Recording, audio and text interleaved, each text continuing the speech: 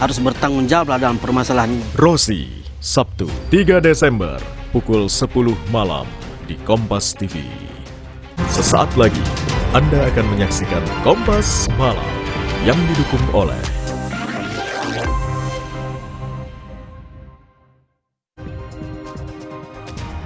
Gempa bermagnitudo 6,4 guncang Kabupaten Garut, Jawa Barat. Bahkan gempa terasa hingga ke Bandung dan Cianjur.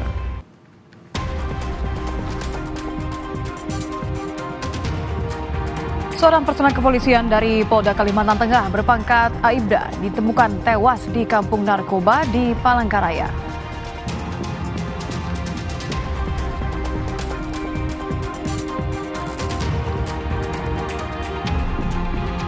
Lewat rekaman CCTV detik-detik penembakan Brigadir Yosua, hakim menilai asisten rumah tangga Ferdi Sambo kembali berbohong. Lalu perlukah pemanggilan ulang para saksi?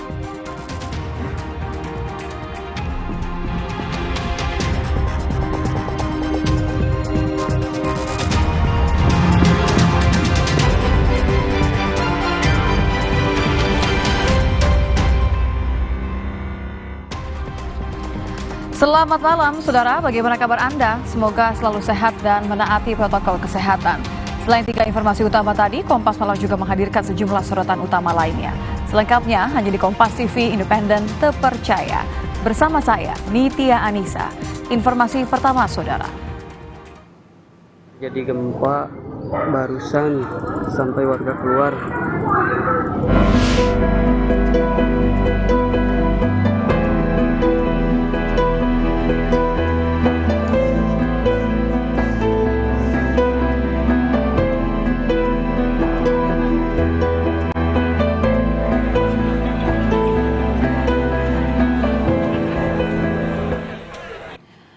Pasca gempa magnitudo 6,4 yang berpusat di Kabupaten Garut, Jawa Barat sore tadi, saudara, kawasan pantai selatan Garut terpantau kondusif.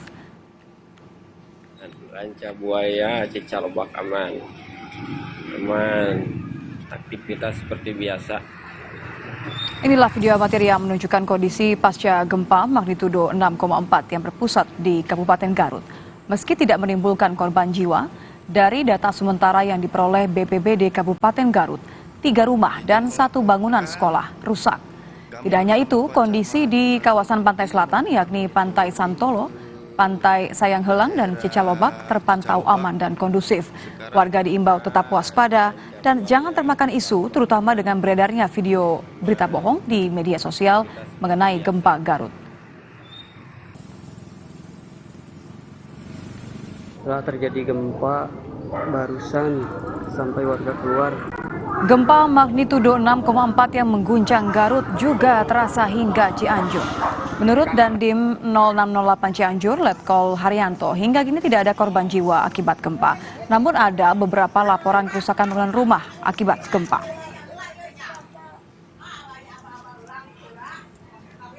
Memang kami rasakan gempa 6,4 magnitudo, di mana bentuknya ayunan. Sampai dengan jam sekarang, kami pada dasarnya ada beberapa laporan yang sudah masuk, khususnya di wilayah selatan. Di mana wilayah selatan ini, daerah Kadupandak tadi, sudah ada laporan yang masuk ke kami. Atap ataupun genteng rumah ada yang jatuh, namun untuk korban ataupun jiwa sampai sekarang belum ada laporan tentang korban tersebut. Tapi dari fisik, bangunan fisik memang ada beberapa laporan dan ini akan kita input untuk pendataan lebih lanjut.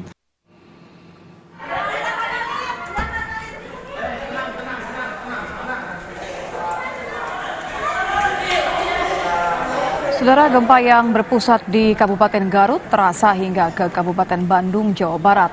Pengunjung hotel di Soreang panik saat gempa terjadi. Pengunjung berlarian menyelamatkan diri keluar gedung hotel.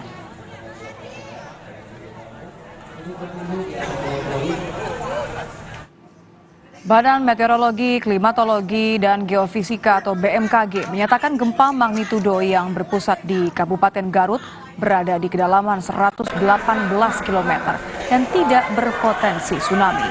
Meski demikian, gempa di Kabupaten Garut, Jawa Barat terasa hingga Jawa Tengah. BMKG juga mengimbau warga yang sedang berada di tempat ketinggian untuk segera turun bila terasa guncangan gempa dan waspada akan gempa susulan.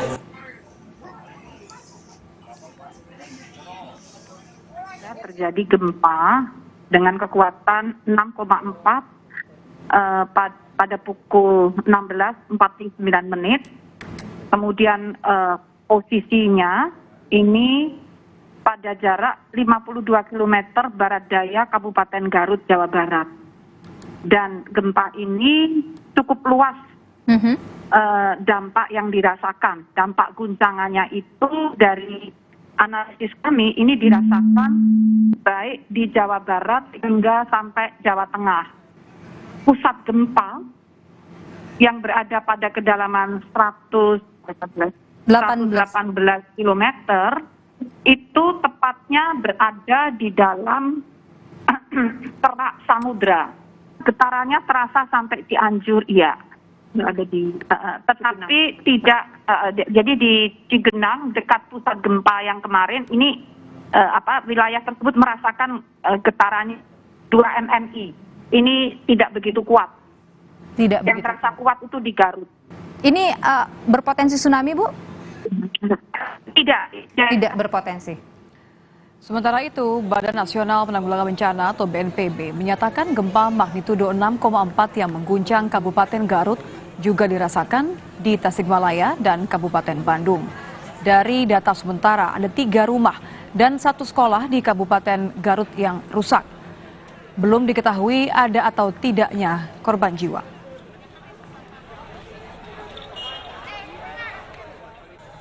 Di Kabupaten Garut itu terasa 4-5 detik. Kemudian di Tasikmalaya juga 4-5 detik. Di Kabupaten Bandung 4-5 detik.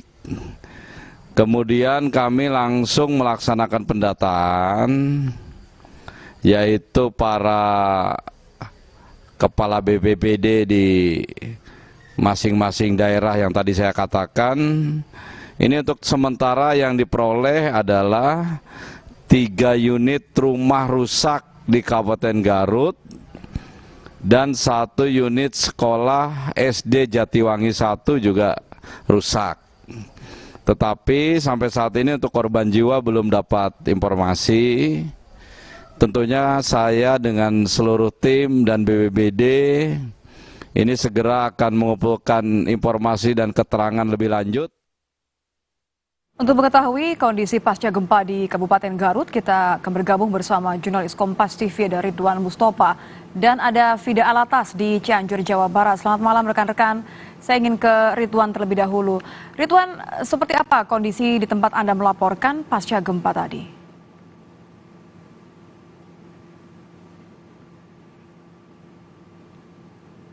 Ridwan? 6,4. Halo, ya. Ya, silakan.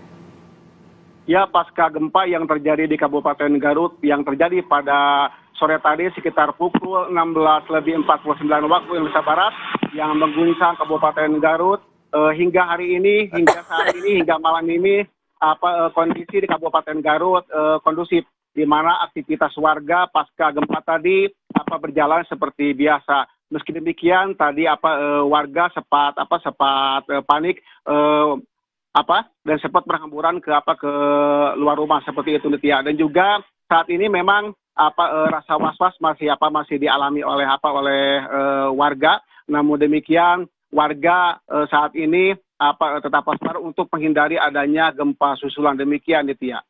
Jadi sudah terasa gempa susulan atau apa saja yang patut diwaspadai oleh warga seperti yang diimbau oleh BMKG? Memang hingga malam ini, hingga tadi pasca gempa yang pertama bermagnitudo 6,4 tidak terjadi adanya gempa susulan seperti itu, Nitya. Namun demikian warga di kabupaten khususnya di lokasi saya melaporkan saat ini di Kecamatan Karangpawitan, warga tetap waspada untuk menghindari adanya gempa susulan. Demikian, Nitya. Oke, Ridwan, BNPB menyebutkan ada 3 rumah dan 1 sekolah yang terdampak gempa bahkan hingga rusak. Apakah ada perubahan data saat ini? Benar sekali, Tia.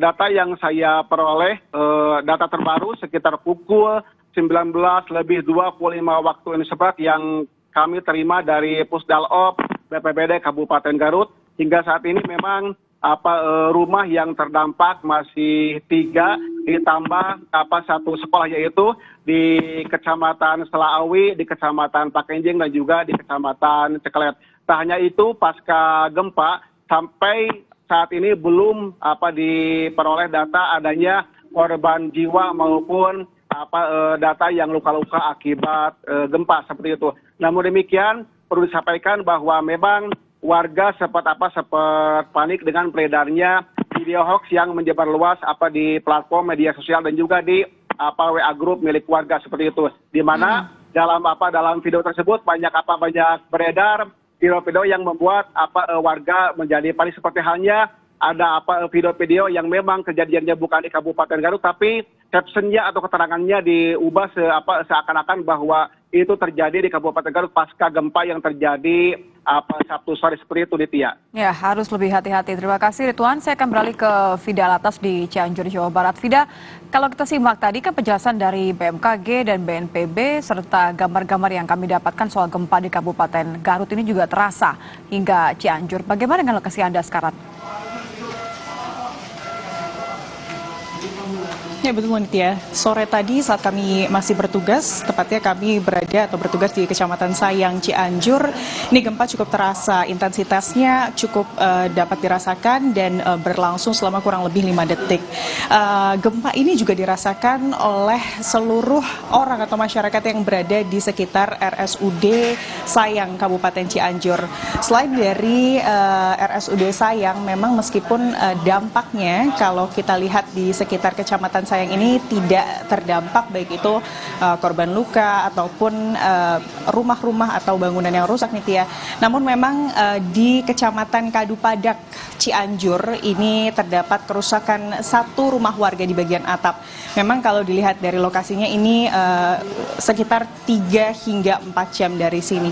Dan yang terasa ini juga di RSUD Sayang Kabupaten Cianjur, di mana aktivitas penanganan medis ini masih terus berlangsung, tapi memang ini tidak sampai mengganggu aktivitas penanganan medis, baik itu korban luka dari gempa yang sebelumnya dirujuk ke RSUD Sayang maupun pasien-pasien umum yang mendapatkan perawatan medis di RSUD Sayang. Lebih lengkapnya, Nitya dan juga saudara, terkait bagaimana kemudian kondisi RSUD Sayang pada saat gempa terjadi sore hari tadi, kami telah berbincang dengan salah satu perawat di RSUD Sayang. Terasa tadi lumayan gede banget ya. Tadi pas saya lagi duduknya kebetulan di sini, kerasa sih kursi itu goyang 3 kali. Pas tadi yang teman-teman lain juga ngerasa. Cuman alhamdulillah sih pasien aman, gak ada apa-apa. Kepanikan, tapi mungkin karena udah agak seringnya dari kemarin kan ada terus susulan, jadi nggak terlalu ini. Cuman tadi memang agak gede ya.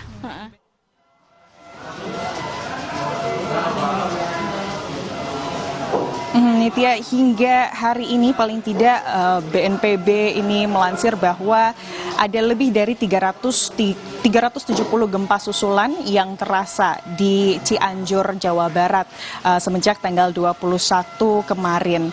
Dan inilah yang membuat hingga saat ini penanganan pasien, entah itu pasien luka akibat gempa ataupun pasien umum yang harus dirawat inap di sini, ini tidak dilakukan di dalam ruangan di RSUD Sayang. Seluruh penanganan pasien ini dilakukan di tenda-tenda darurat yang dibangun di halaman dan juga lahan parkir di RSUD Sayang.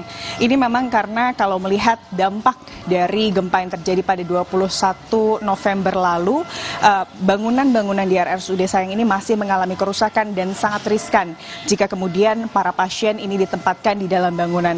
Namun memang kalau kita lihat kondisinya hingga saat ini tidak ada dampak yang berarti, pasien masih dapat ditangani dan juga kondisinya tenang karena memang ini ditempatkan di luar ruangan, begitu Nitya. Jadi jika kemudian ada hal-hal yang terjadi ataupun gempa susulan, evakuasi ini dapat berlangsung dengan aman dan juga cepat, begitu Nitya. Terima kasih Fida Alatas di Cianjur, Jawa Barat, dan sebelumnya dari Ridwan Mustopa di Garut, Jawa Barat. Terima kasih rekan-rekan, selamat kembali bertugas.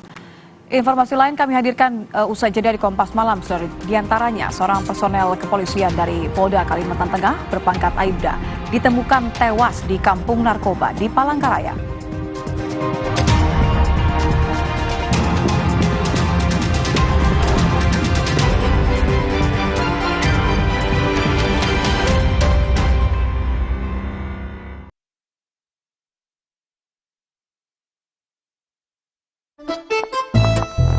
Hah? Hai.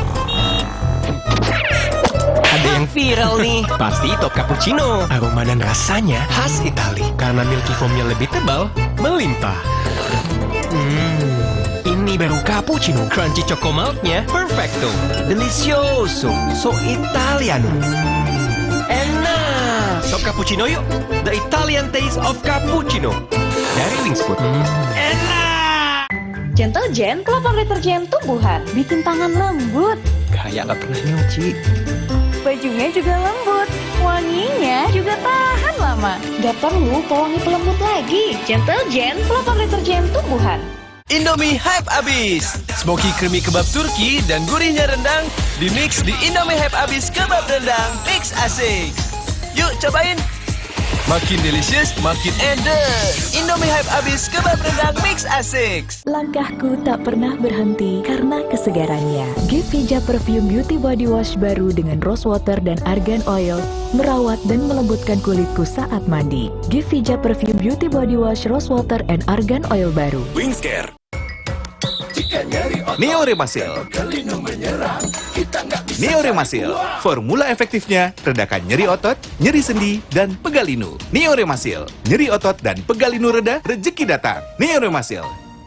Dengan bertanya, ia belajar. Ma, kenapa burung bisa terbang? Enfagrow Essential. Dengan DHA tinggi, dukung proses belajar lebih baik. Kok belinya banyak banget? Ada bagi-bagi ya? Enfagrow Essential, Smart with Heart. Kakek pingin tahu apa gigi palsunya bisa ngunyah ayam goreng yang renyah. Untung kakek pakai Polydent yang dengan kuat melekatkan gigi palsunya hingga 12 jam. Kakek pun bebas makan apa saja. Tersedia di apotek terdekat. Langkahku tak pernah berhenti karena kesegarannya. Givija Perfume Beauty Body Wash baru dengan rose water dan argan oil merawat dan melembutkan kulitku saat mandi.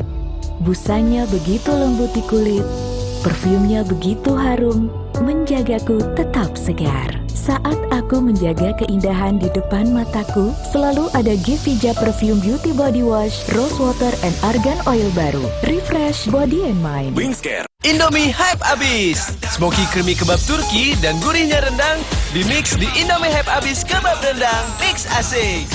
Yuk cobain. Makin delicious, makin endes. Indomie hype abis kebab rendang mix asik.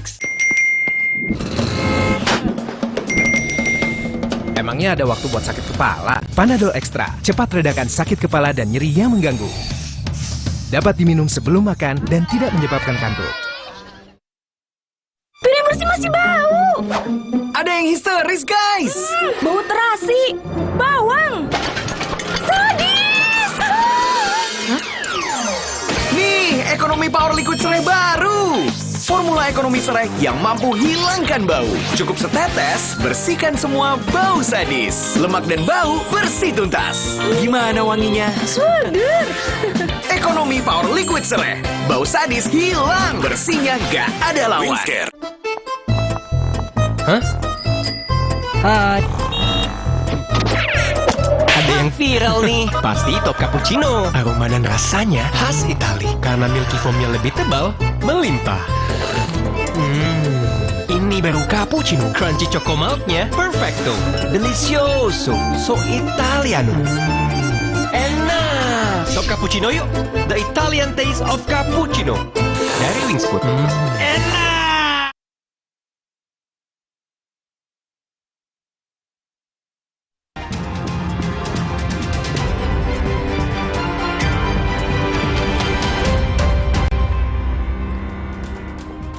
Terima kasih Anda kembali bersama kami di Kompas Malam. Saudara, demo menyambut hari ulang tahun Kabupaten Lebak di depan kantor Bupati berlangsung ricuh.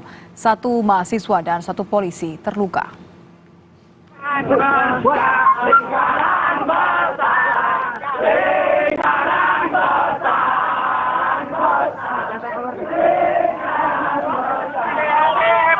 Aksi berlangsung ricuh setelah aparat keamanan yang berpakaian preman berusaha mengamankan ban yang dibawa peserta aksi untuk dibakar di depan kantor bupati. Saling dorong dan baku pukul antar peserta aksi dan aparat keamanan pun tak terhindarkan. Satu mahasiswa dan satu aparat keamanan terluka akibat kericuhan ini. Sedangkan satu mahasiswi pingsan akibat kelelahan.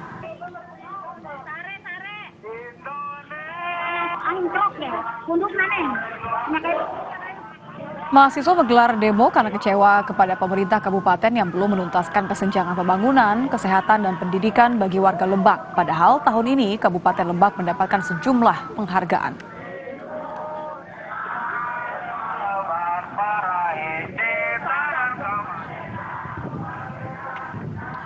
Kita ke sorotan lainnya, Saudara. Seorang personel kepolisian dari Polda Kalimantan Tengah berpangkat Aibda ditemukan tewas di kampung narkoba di Palangkaraya.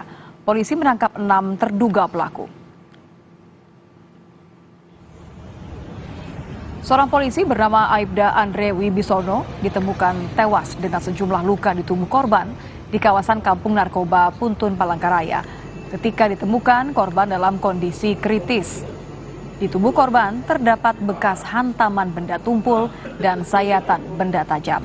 Bahkan ditemukan peluru senapan angin yang bersarang di tubuh korban. Ia dinyatakan meninggal saat dibawa warga ke Rumah Sakit Bayangkara, Palangkaraya.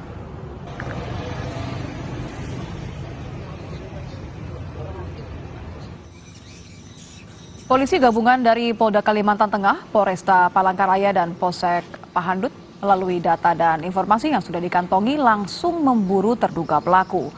Polisi menangkap 6 terduga pelaku pembunuhan serta 2 orang lainnya yang diduga sebagai pengedar dan pengguna narkotika jenis sabu. Polisi hingga kini masih terus melakukan pengembangan terkait dengan motif pembunuhan. Kita upayakan untuk penyelidikan, kemudian telah ditangkap sebanyak 8 orang yang terlibat dalam kasus pembunuhan ini. Dari 8 orang yang diamankan ini, 6 terlibat langsung, ya, baik memukul, mengeroyok, dan sebagainya. Kemudian yang 2 ditemukan barang bukti sabu-sabu. Jadi nanti akan kita kaitkan dengan masalah penyalahgunaan narkoba.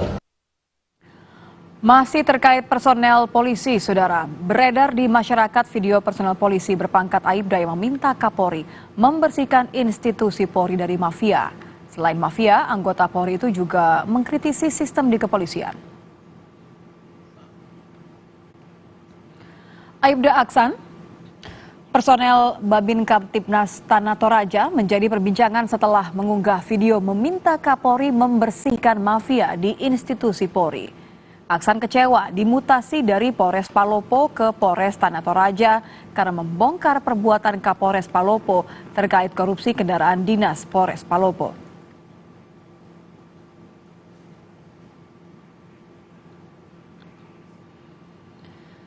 Usai video curhatnya viral, Aibda Aksan meminta maaf kepada Kapolri dan institusi Polri. Menurutnya, video itu ia buat hanya untuk kepentingan pribadi. Sebelumnya, Polda Sulawesi Selatan membantah hal tersebut.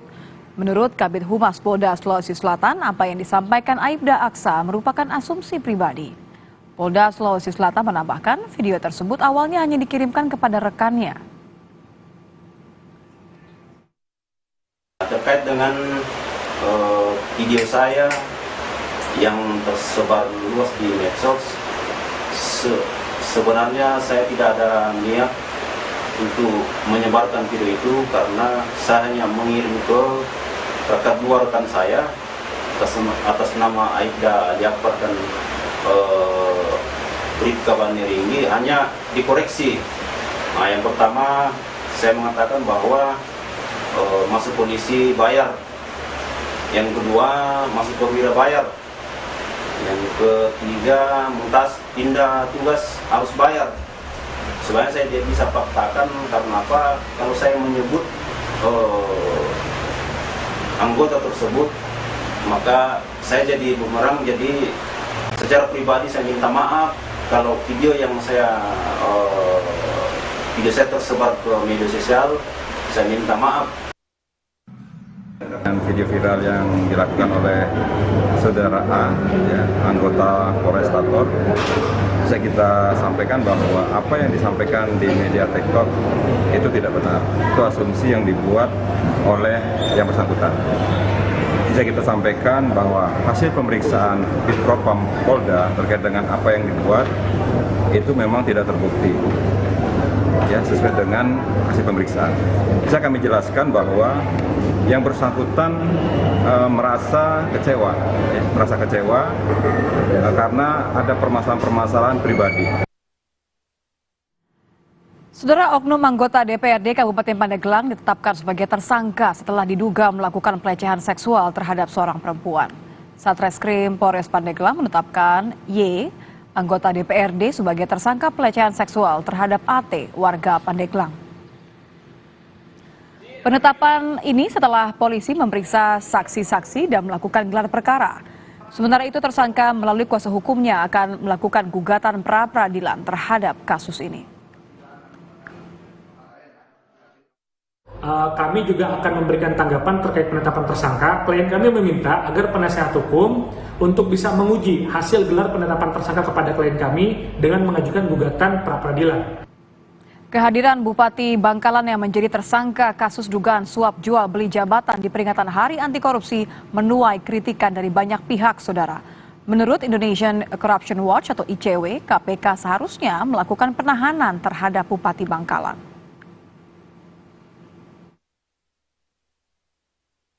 Peringatan Hari Anti Korupsi Sedunia yang digelar KPK di Surabaya, Jawa Timur, Kamis 1 Desember lalu menjadi sorotan. Dalam acara yang dihadiri langsung Ketua KPK Firly Bahuri itu, Bupati Bangkalan, R. Abdul Latif Amin Imron, yang tengah menyandang status sebagai tersangka kasus dugaan suap hasil asesmen lelang jabatan, jadi salah satu undangan bersama para kepala daerah. Hal ini menuai kritik dari sejumlah pihak, salah satunya ICW. ICW menilai KPK seharusnya tidak hanya menetapkan tersangka secara administratif. Dalam perkara tersebut, mestinya KPK tidak hanya sekedar menetapkan tersangka secara administratif, namun harus ada upaya hukum, misalnya berupa penangkapan dan juga penahanan, sehingga perkara tersebut semakin cepat dimajukan dalam proses persidangan. Sebelumnya KPK menetapkan Bupati Bangkalan Abdul Latif Amin Imron sebagai tersangka kasus dugaan suap lelang jabatan pada Oktober lalu. KPK juga telah mencekal tersangka bepergian ke luar negeri dan menggeledah 14 lokasi di wilayah Bangkalan, Jawa Timur, termasuk rumah pribadi dan sejumlah kantor pemerintah daerah. Tim Liputan Kompas TV. Lewat rekaman CCTV detik-detik penembakan Brigadir Yosua, hakim menilai asisten rumah tangga Verdi Sambo kembali berbohong. Pertanyaannya, perlukah pemanggilan ulang para saksi? Selengkapnya usai jeda dalam dialog bersama dengan mantan hakim Asep Iwan Iriawan.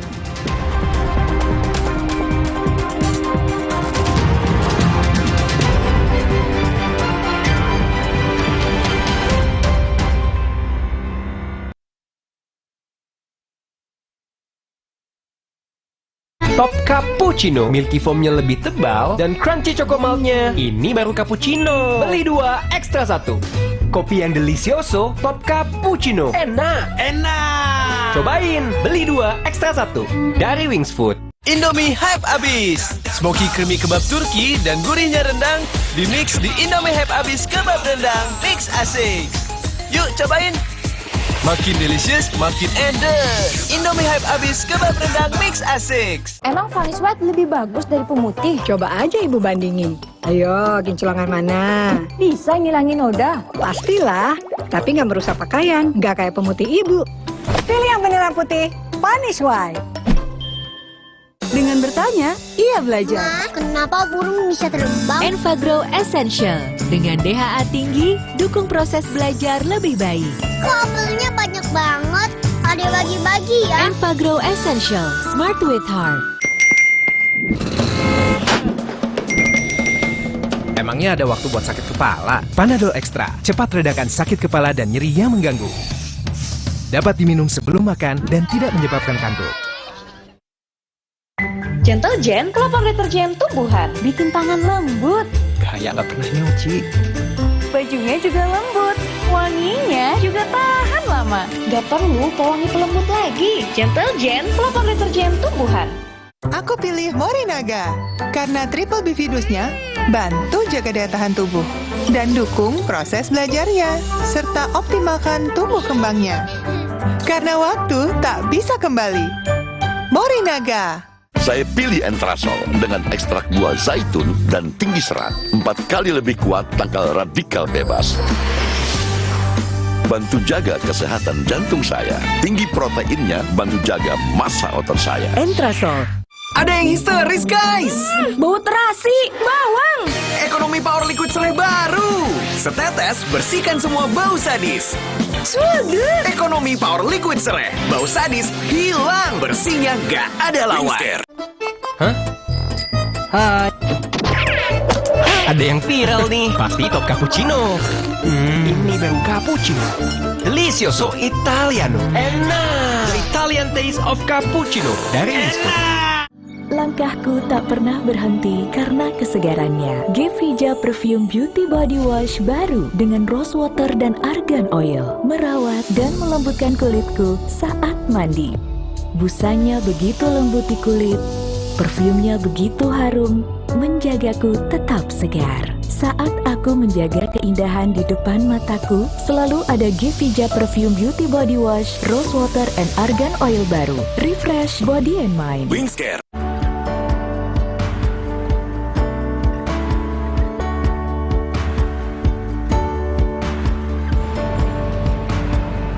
Pak, saya mau ambil BSO, ini aplikasi postpay saya. Makasih ya Pak. Saya mau ngambil BSO, ini aplikasi postpay saya, ini KTP saya. Silakan ditunggu. Makasih Pak. Makasih ya, sama-sama. Akbar Nasdaq, pagi, ada yang bisa dibantu? Ini barcode-nya. Iya. Ini KTP saya. Baik, saya cek dulu ya Mas. Oke.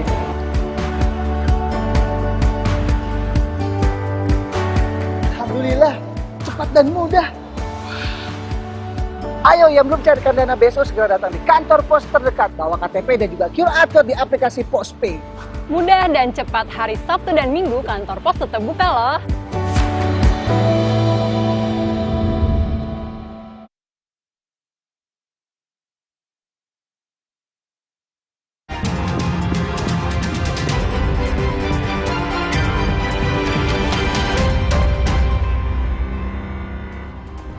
Terima kasih Anda kembali bersama kami di Kompas Malam. Saudara, lagi-lagi ART Sambo ketahuan berbohong.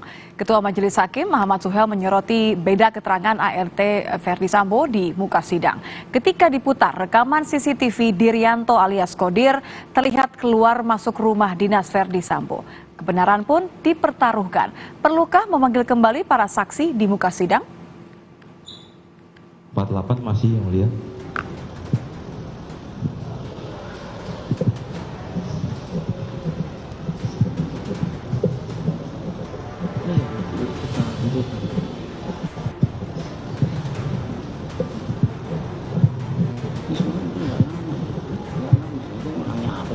Sampai 18.00 di akhir mobil tersebut masih yang mulia. Tak ada celah berbohong. Beda keterangan saksi asisten rumah tangga keluarga Ferdi Sambo, Dirianto alias Kodir, terpatahkan dengan bukti baru rekaman CCTV. Di muka sidang, Hakim menyoroti rekaman CCTV Kompleks Polri Duren 3 yang memperlihatkan ART Sambo, Kodir, yang mondar-mandir di hari tewasnya Yosua. Padahal sejak dihadirkan sebagai saksi, Kodir menyebut tak berada di dalam rumah sehingga tak mengetahui apapun mengenai penembakan Yosua. Inkonsistensi keterangan saksi bukan pertama kali terjadi di sidang kasus Sambo. Hakim bahkan sempat mengancam 2 ART Sambo untuk dipidanakan. Menanggapi hal ini, mantan Hakim Agung Gayus Lumbun menilai perlunya pemanggilan ulang para saksi, termasuk ART Sambo, Kodir, dan Susi. Menurut Gayus, saksi perlu dihadirkan kembali setelah adanya CCTV agar tak lagi berkilah apalagi memberikan kesaksian palsu. Untuk mendapatkan satu kebenaran yang material, tentunya perlu diperiksa ulang. Saksi-saksi berbeda dengan apa yang ada pada rekaman CCTV itu diperiksa ulang. Semuanya, Prof. Hak untuk itu, ya diperiksa ulang untuk memberi kesempatan.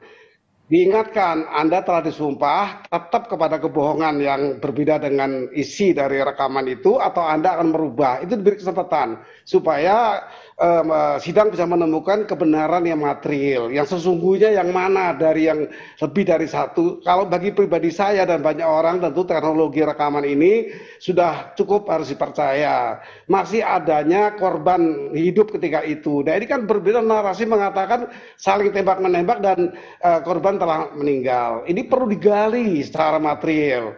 Bagi saya itu ulang sidang, ulang pemeriksaan. Ulang pemeriksaan. Yang jelas memberi kesaksian palsu di persidangan bisa dipidana. Pelakunya bisa dikenakan pasal 174 KUHP dan pasal 242 KUHP dengan ancaman 7 tahun penjara. Tim Liputan, Kompas TV. Lalu sejauh mana pemanggilan ulang para saksi dimungkinkan? Kita akan ulas bersama dengan pakar hukum pidana yang juga mantan hakim, Asep Iwan Iriawan. Selamat malam, Kang Asep. Selamat malam juga, Natia. Kang Asep, tidak hanya inkonsisten kesaksian anak buah Sambo terbukti berbeda dari CCTV. Harus tidak ada pemanggilan saksi secara ulang? Ya, saya pikir gini, di persidangan tuh hakim menilai kesesuaian alat bukti. Misalkan saksi dahulu dengan alat bukti lainnya, dengan barang bukti. Nah, sekarang kan mengejar rekaman ini, rekaman itu menurut pasal 5 Undang-Undang ITE merupakan dokumentasi elektronik atau informatis elektronik. Hakim itu kan yakin karena dua alat bukti. Soal saksi-saksi yang lainnya, menurut penilaian, sekali lagi, menurut penilaian itu berbeda, ya nggak ada masalah.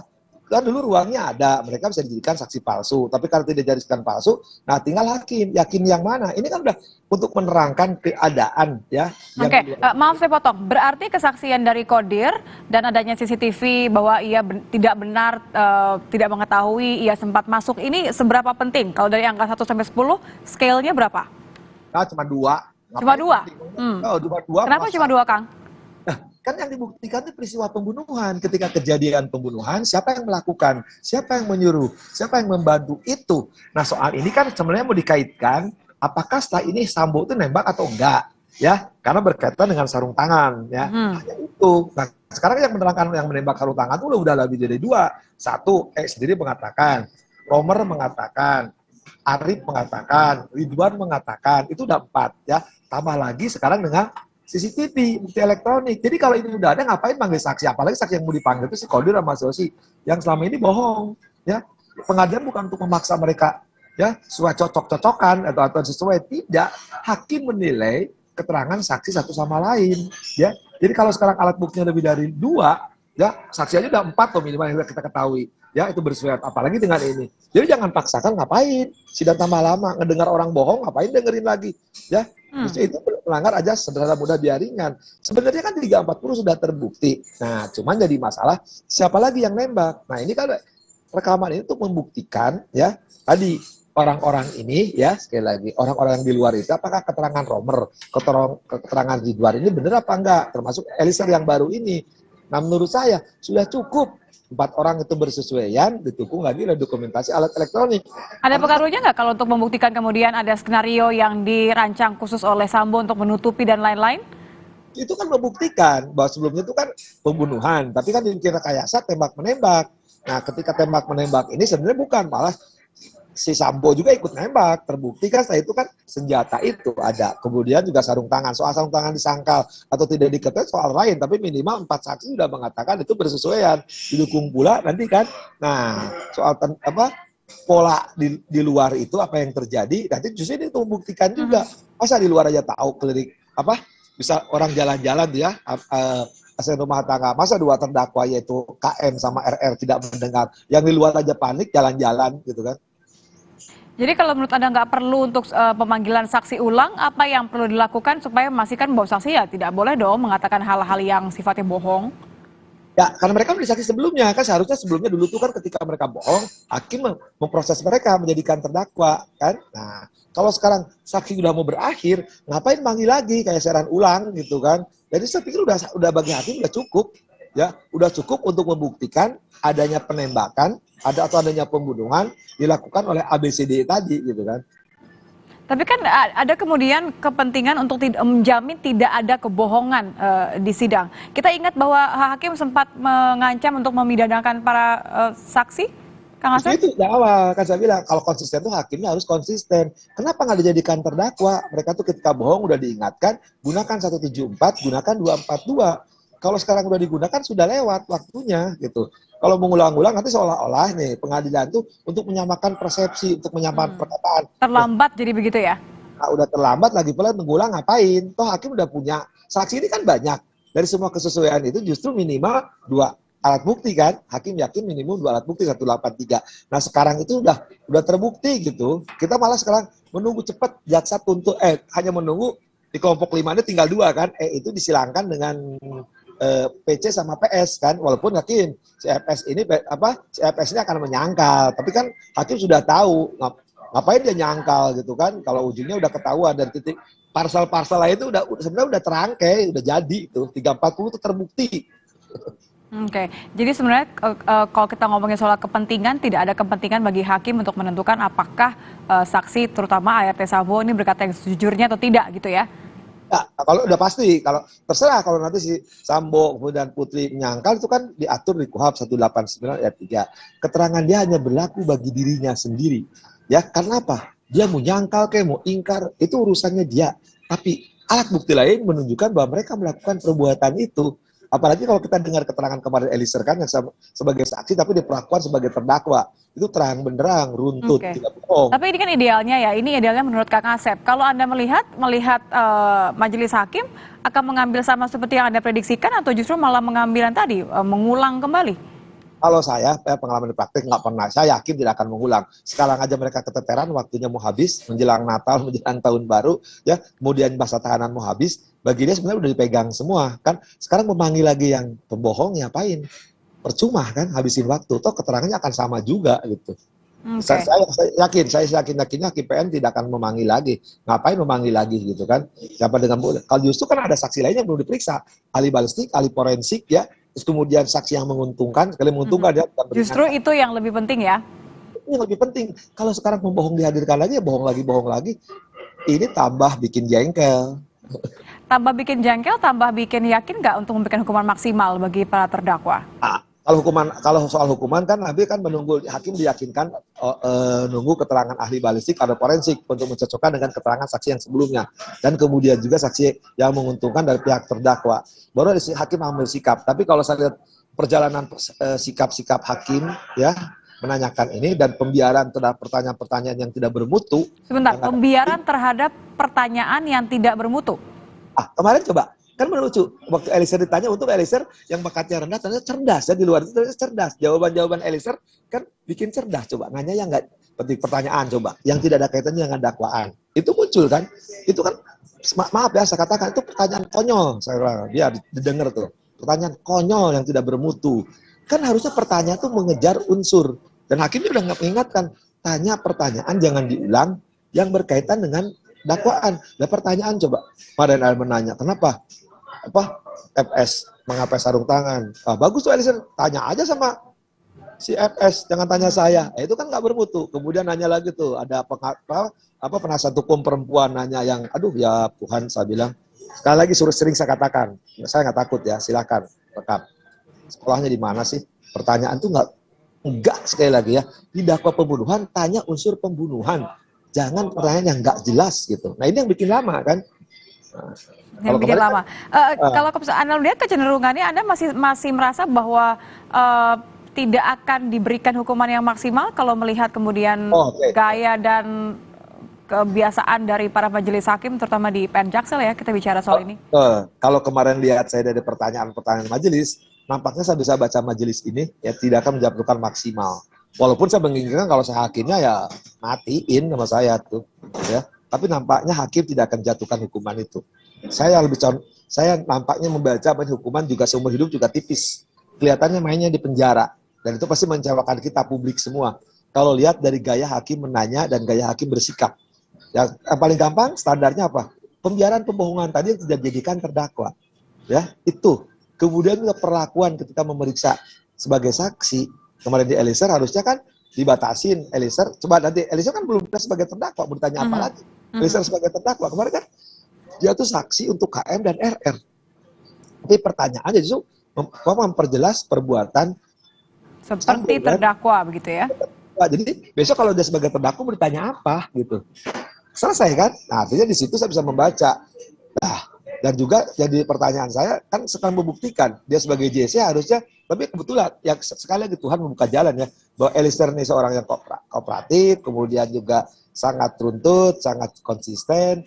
Yang lebih dihargai lagi adalah kejujuran pengakuan atas dosa-dosanya sehingga dia menjadikan apa adanya gitu kan. Jadi uraikan semua kan. Sebenarnya itu kan keterangan terdakwa. Kan harusnya dia menerangkan perbuatan yang dilakukan kemarin itu harusnya kan apa yang dilakukan oleh KM, apa yang dilakukan oleh RR. Bukan menerangkan perbuatan dia lakukan terhadap ya ketika berhadapan dengan MS. Oke, jadi Anda ragu bahwa nanti akan ada pemberian sanksi maksimal ya? Enggak, kalau saya matiin tapi nggak mungkin mereka mati karena hukumnya juga udah mati. Hukuman penjara maksimal. Terima kasih Kang Asep Iwan Iriawan sudah bergabung bersama kami di Kompas Malam. Selamat malam Kang. Sama kembali. Informasi lain usai jeda di Kompas Malam, saudara. Warga berdesakan saat pencairan bantuan langsung tunai atau BLT di Rangkas Bitung, Kabupaten Lebak, Banten.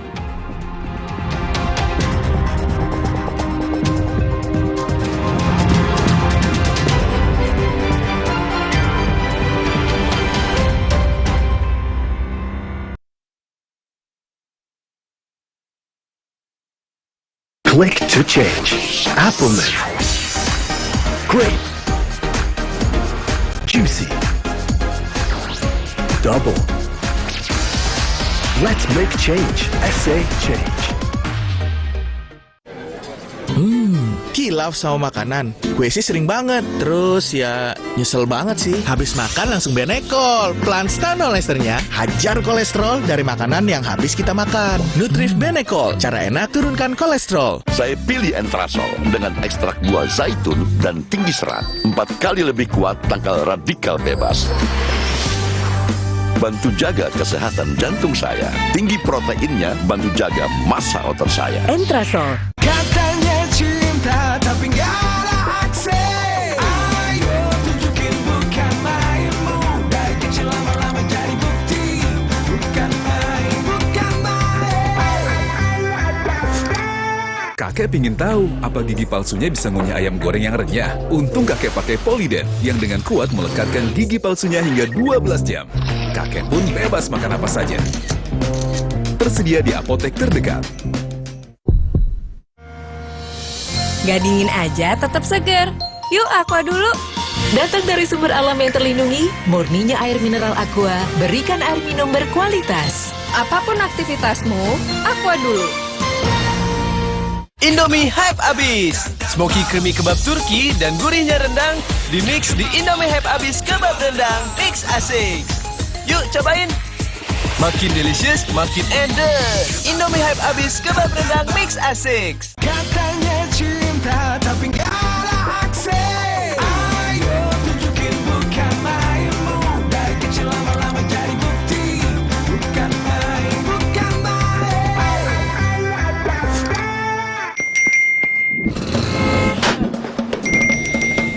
Emangnya ada waktu buat sakit kepala? Panadol Extra, cepat redakan sakit kepala dan nyeri yang mengganggu. Dapat diminum sebelum makan dan tidak menyebabkan kantuk. Undian berhadiah 11 miliar di Depo Bangunan. Makin banyak belanja, semakin besar kesempatannya. Ayo belanja di Depo Bangunan. Hanya di Depo Bangunan. Katanya cinta tapi nggak ada akses. Ayo tunjukin bukan main, dari kecil lama-lama jadi bukti. Bukan main, bukan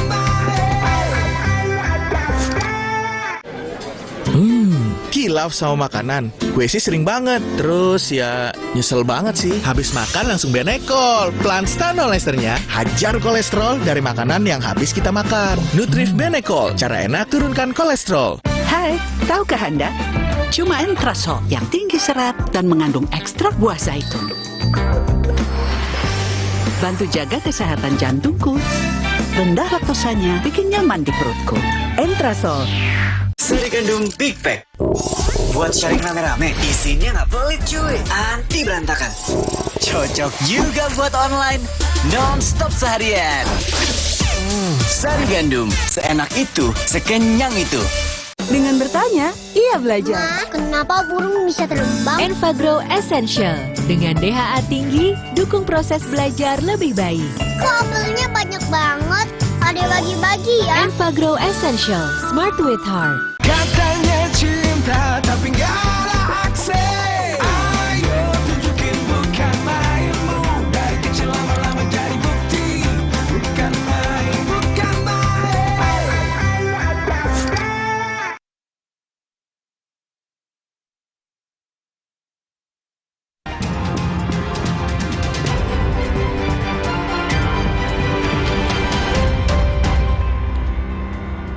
Ribuan warga berdesakan saat pencairan bantuan langsung tunai atau BLT di Rangkas Bitung, Kabupaten Lebak, Banten, Saudara.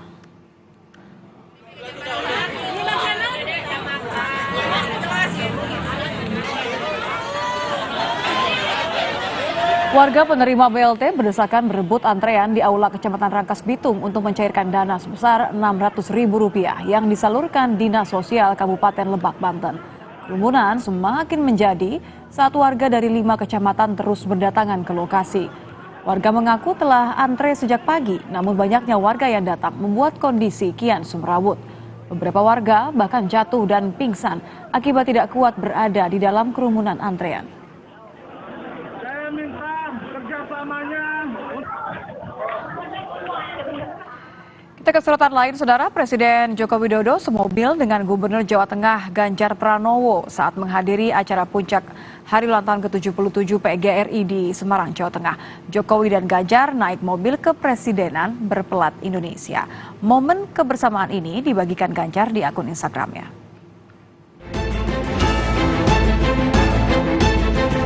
Banyak kerutan di wajahnya karena mikirin rakyat.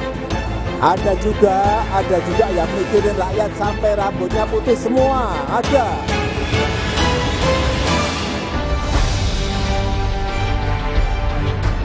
Kode yang dilontarkan Presiden Joko Widodo soal pemimpin yang memikirkan rakyat masih menjadi teka-teki. Namun, banyak warga menebak sosok itu adalah Gubernur Jawa Tengah Ganjar Pranowo. Presiden Jokowi dan Ganjar pun tampak akrab saat menghadiri acara puncak HUT ke-77 PGRI di Semarang, Jawa Tengah.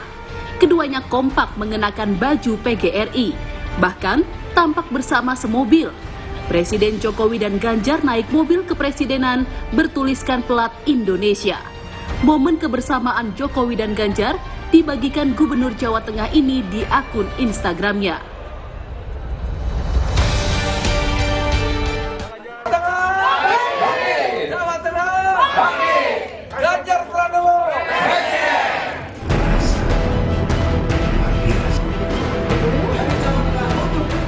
Sementara teriakan Ganjar Presiden disuarakan Ketua Umum dan kader PAN Jawa Tengah. Partai Amanat Nasional Jawa Tengah memutuskan mendukung Ganjar Pranowo di Pilpres 2024. Ketua Umum PAN Zulkifli Hasan menyebut usulan PAN Jawa Tengah akan diputuskan Dewan Pimpinan Pusat. Terima kasih usulan PAN datang dan Rakernas sudah memutuskan umum diberikan mandat berkomunikasi dan keputusan akhir ada di Ketua Umum Dewan Pimpinan Pusat Partai Amanat Nasional, yaitu saya. Kalau lihat wajah saya hari ini kira-kira gimana? Diterima nggak tuh? Amin. Usul Jawa Tengah.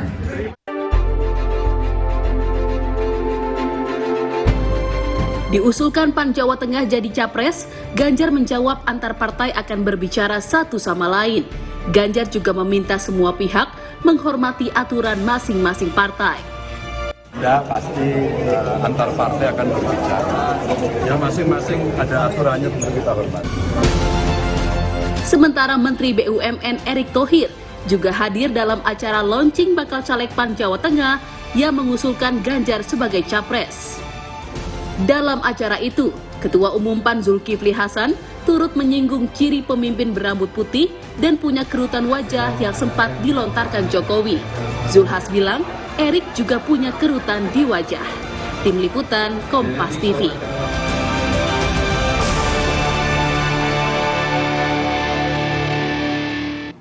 Usai jeda, Saudara, Polda Jawa Tengah mematangkan pengamanan jalur yang akan dilintasi para tamu undangan saat acara pernikahan putra bungsu Presiden Joko Widodo, Kaisang Pangarep dan Erina Gudono.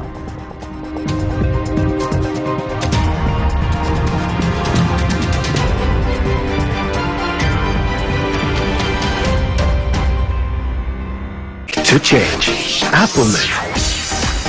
Grape. Juicy. Double. Let's make change. SA Change. Nonton terus, main terus, teleponan terus, seru terus dengan paket internet dari Telkomsel Prabayar. konten terus. Aktifkan paketnya hanya di My Telkomsel. Gak dingin aja, tetap segar. Yuk Aqua dulu. Datang dari sumber alam yang terlindungi, murninya air mineral Aqua, berikan air minum berkualitas. Apapun aktivitasmu, Aqua dulu.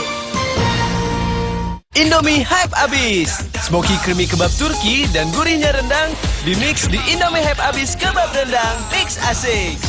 Yuk cobain. Makin delicious, makin edes. Indomie hype abis kebab rendang mix asik. Katanya cinta tapi nggak ada akses. Ayo tunjukin bukan mainmu. Dari kecil lama-lama jadi bukti. Bukan main, bukan main. Gak dingin aja, tetap segar. Yuk Aqua dulu. Datang dari sumber alam yang terlindungi, murninya air mineral Aqua, berikan air minum berkualitas. Apapun aktivitasmu, Aqua dulu.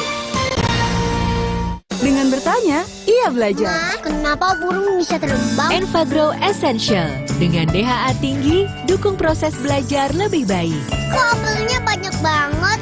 Ada bagi-bagi ya? Enfagrow Essential. Smart with Heart. Untuk semua langkah yang sempat terhenti, kini saatnya untuk berani. Berani melangkah pasti. Melangkah untuk jadi lebih baik. Saatnya buka peluangmu. Untuk raih kesempatan baru. Berani hijrah pembiayaan ke Dana Syariah. Berani hijrah, temukan jalan. Ayo hijrah finansial. Undian berhadiah 11 miliar di Depo Bangunan. Makin banyak belanja, semakin besar kesempatannya. Ayo belanja di Depo Bangunan. Hanya di Depo Bangunan. Katanya cinta tapi nggak ada akses. Ayo tunjukin bukan mainmu. Dari kecil lama-lama jadi bukti. Bukan main, bukan main. Gentle Gen, kelompok deterjen tumbuhan, bikin tangan lembut. Kayak nggak pernah nyuci. Bajunya juga lembut, wanginya juga tahan lama. Gak perlu pewangi pelembut lagi. Gentle Gen, kelompok deterjen tumbuhan. Indomie hype abis. Smoky creamy kebab Turki dan gurihnya rendang dimix di Indomie hype abis kebab rendang mix asik. Yuk cobain. Makin delicious, makin edes. Indomie hype abis kebab rendang mix asik. Sari gandum Big Pack. Buat sharing rame-rame, isinya nggak pelit cuy, anti berantakan. Cocok juga buat online, non-stop seharian. Sari gandum, seenak itu, sekenyang itu. Katanya cinta tapi nggak ada akses. Ayo tunjukin bukan mainmu. Dari kecil lama-lama jadi bukti. Bukan main, bukan main.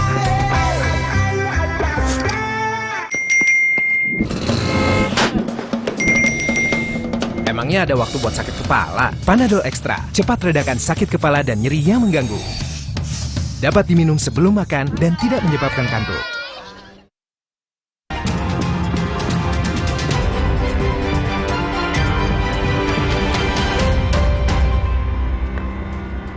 Anda kembali bersama kami di Kompas Malam. Saudara, Polda Jawa Tengah mematangkan pengamanan jalur yang akan dilintasi para tamu undangan saat acara pernikahan putra bungsu Presiden Joko Widodo, Kaisang Pangarep dan Erina Gudono. Koordinasi pengamanan jalur yang dipimpin langsung Kapolda Jawa Tengah diikuti sejumlah Kapolres jajaran Solo Raya, pejabat utama Polda dan Kapolresta Solo. Hal ini dilakukan untuk mematangkan rencana pengalihan arus serta pengamanan jalur untuk para tamu undangan. Untuk memastikan keamanan, polisi juga akan memasang CCTV tambahan, terutama di wilayah Pura Mangkunegaran. Patrolinya pun kita bisa munculkan langsung.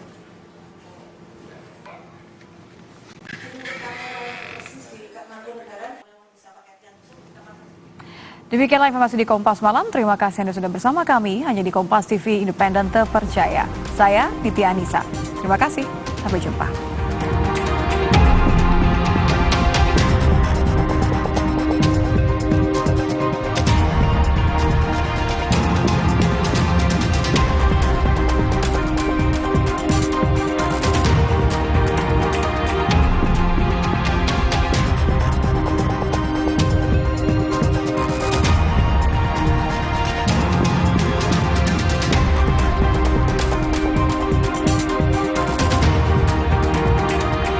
Terima kasih Anda telah menyaksikan Kompas Malam yang didukung oleh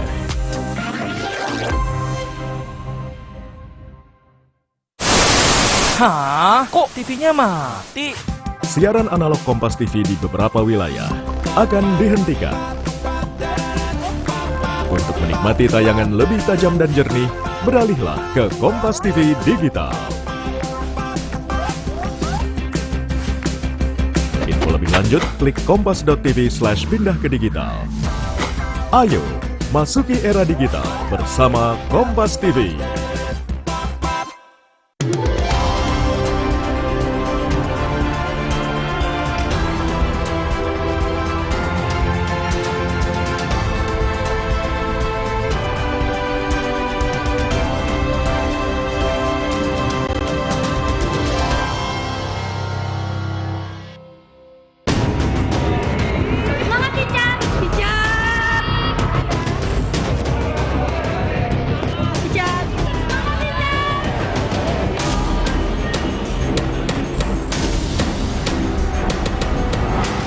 Saya akan berkata jujur, saya akan membela untuk terakhir kalinya, akan membela abang saya, Bang Yos, untuk terakhir kalinya. Barada pemberani.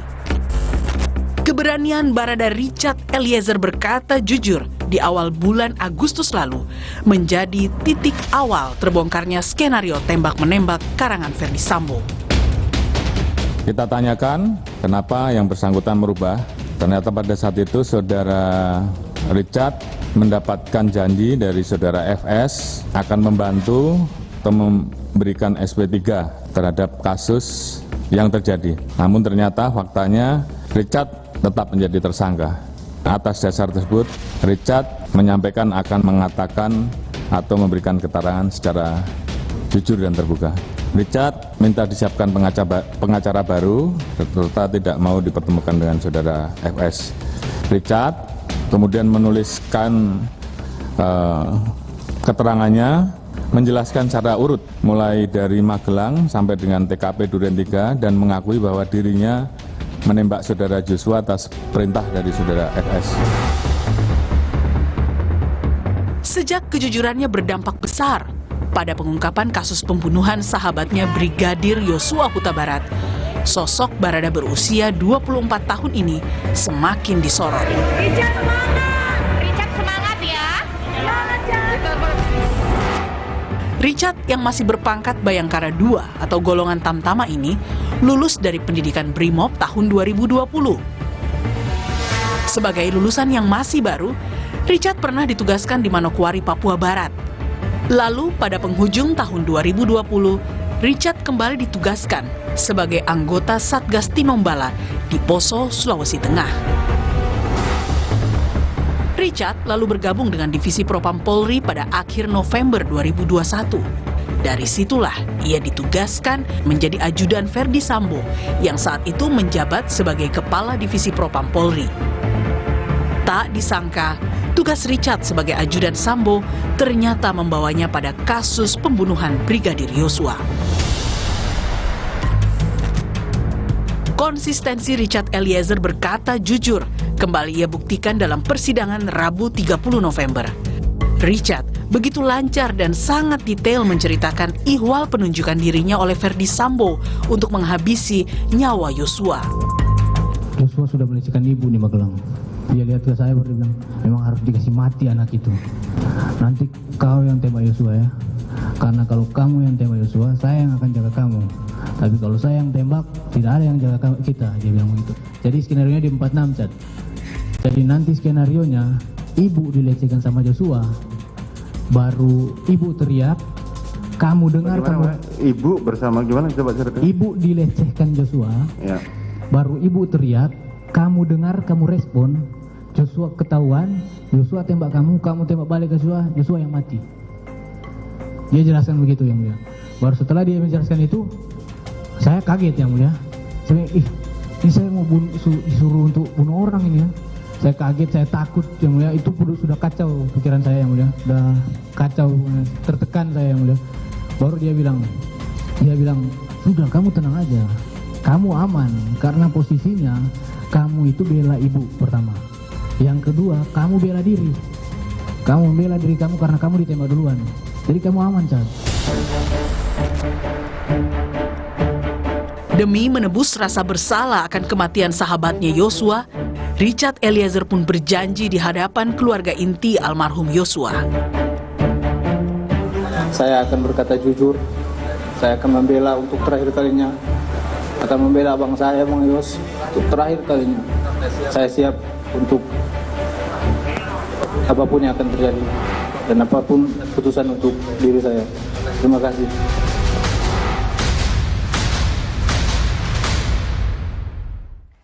Sudah bersama saya kedua orang tua dari Barada Richard Eliezer. Ia adalah Bapak Sunandak Yunus Lumiu dan Ibu Rineke Alma Pudiang. Terima kasih Pak Yunus, Ibu Ina, terbang dari Manado, datang ke Kompas TV untuk ada di program Rosi. Terima kasih. Iya, Mbak. Terima kasih, Mbak. Bagaimana kabar Pak Yunus? Sehat. Sehat. Ibu Ina? Puji Tuhan sehat. Sehat. Saya sudah lama menanti untuk wawancara Bapak dan Ibu. Baru bisa sekarang. Saya sangat menghargai meluangkan waktu untuk terbang dari Manado ke Kompas TV. Kalau boleh saya tanya Pak Yunus, apa kegiatannya sehari-hari Pak? Kegiatan saya sebagai pekerja, seorang pekerja keras yang sebagai sopir. Oh, Bapak bekerja sebagai seorang supir. Ya. Kalau Ibu Ina? Kalau saya ibu rumah tangga, tapi juga memberi diri dalam pekerjaan, membantu masyarakat sebagai pekerja sosial masyarakat. Di Manado tuh ya? Pemerintah, iya. Berapa bersaudara Richard? Dua. Iya. Richard bungsu? Ada kakaknya satu lagi? Ada kakaknya. Jadi dua laki-laki? Iya. Pak Yunus atau Ibu, sebelum kasus ini terjadi, saya ingin flashback dulu, kapan terakhir bertemu Icat? Dia pulang cuti tahun lalu. Oh, tapi kita pernah dia bawa jalan, dia fasilitasi jalan-jalan ke Jakarta. Tahun berapa itu? Bali. Bulan April tahun ini. Oh, bulan April tahun ini. Jadi sebenarnya beberapa bulan sebelum kasus ini terjadi. Iya. Ya. Pak Yunus dan Bu Ina, pada waktu kasus ini terjadi, itu kan yang disebutkan adalah Barada E. Iya. Apakah Pak Yunus tahu Barada itu adalah putranya Bapak?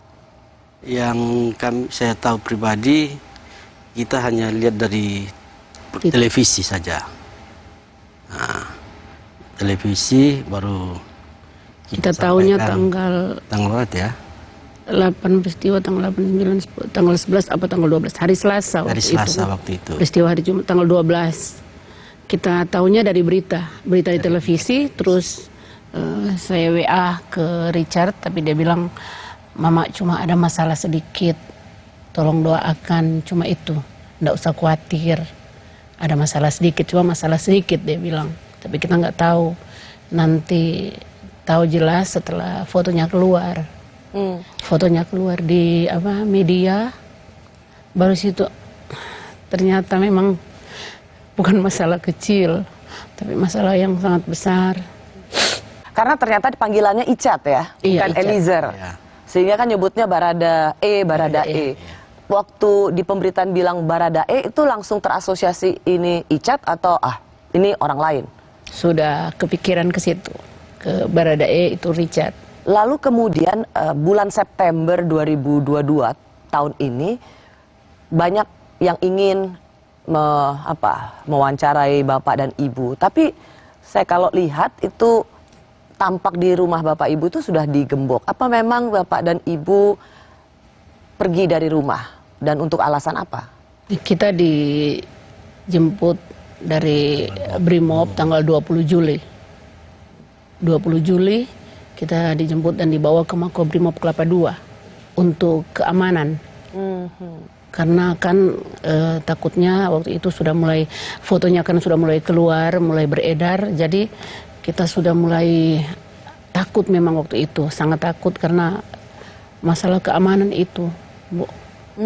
Jadi kita bersyukur karena dijemput dari Brimob dan langsung dibawa hari itu juga tanggal 20 langsung dibawa ke Makobrimob Kelapa II karena memang Richard sudah ditahan di sana, sudah dibawa ke sana. Oke. Iya. Jadi memang Bapak dan Ibu diminta untuk meninggalkan rumah dengan alasan keamanan. Keamanan, iya.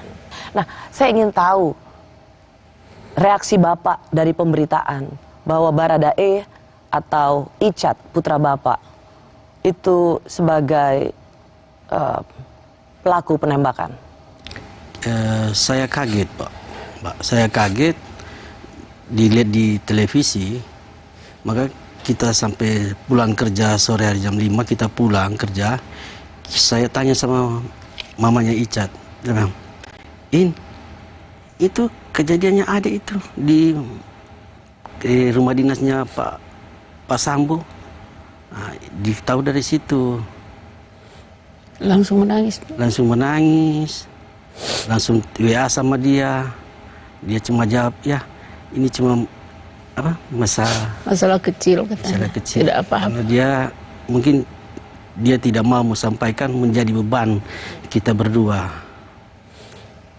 Kalau kan sudah kebayang itu, Mbak, kalau dia sudah melakukan macam perbuatan seperti itu kan hukumannya. Aduh, nggak bisa dibayangkan. Memang waktu itu kita berdua cuma bisa menangis. Tuhan, kenapa harus terjadi seperti ini? Jadi rasa takut, sudah segala macam rasa yang waktu itu kita rasanya nggak bisa bikin apa-apa lagi selain menangis. Itu soalnya kan waktu ditanya ke Icat juga dia selalu bilang nggak apa-apa, Mak, nggak apa-apa, berdoa, tolong doakan. Cuma itu, Bu, doakan saya, doakan juga keluarga yang ada di keluarga Bapak itu, doakan semua kita di sini katanya. Makanya saya sempat waktu itu sempat berdoa, saya minta sama Tuhan kalau bisa saya ke Jakarta. Tapi memang saya sampai menangis di depan bapaknya, pengen walaupun cuma megang tangannya Richard saja, saya pengen ketemu. Saya pengen dia bicara ada apa masalahnya semua kan. Jadi waktu itu saya nggak nyangka pas dari Makobrimob itu mengutus Brimob Manado untuk datang ke rumah, kita langsung ditawarin dalam saat keadaan takut waktu itu kan.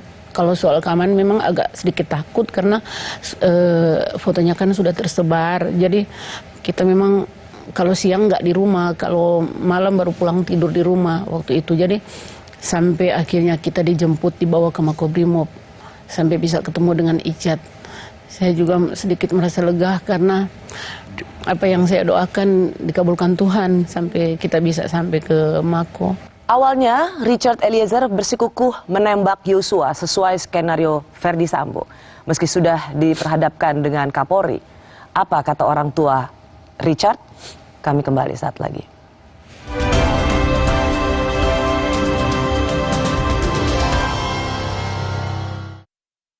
Dengan bertanya, ia belajar. Ma, kenapa burung bisa terbang? Enfagrow Essential.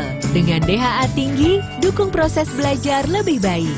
Kok belinya banyak banget? Ada bagi-bagi ya? Enfagrow Essential. Smart with Heart. Katanya cinta, tapi nggak ada akses. Ayo tunjukin bukan main.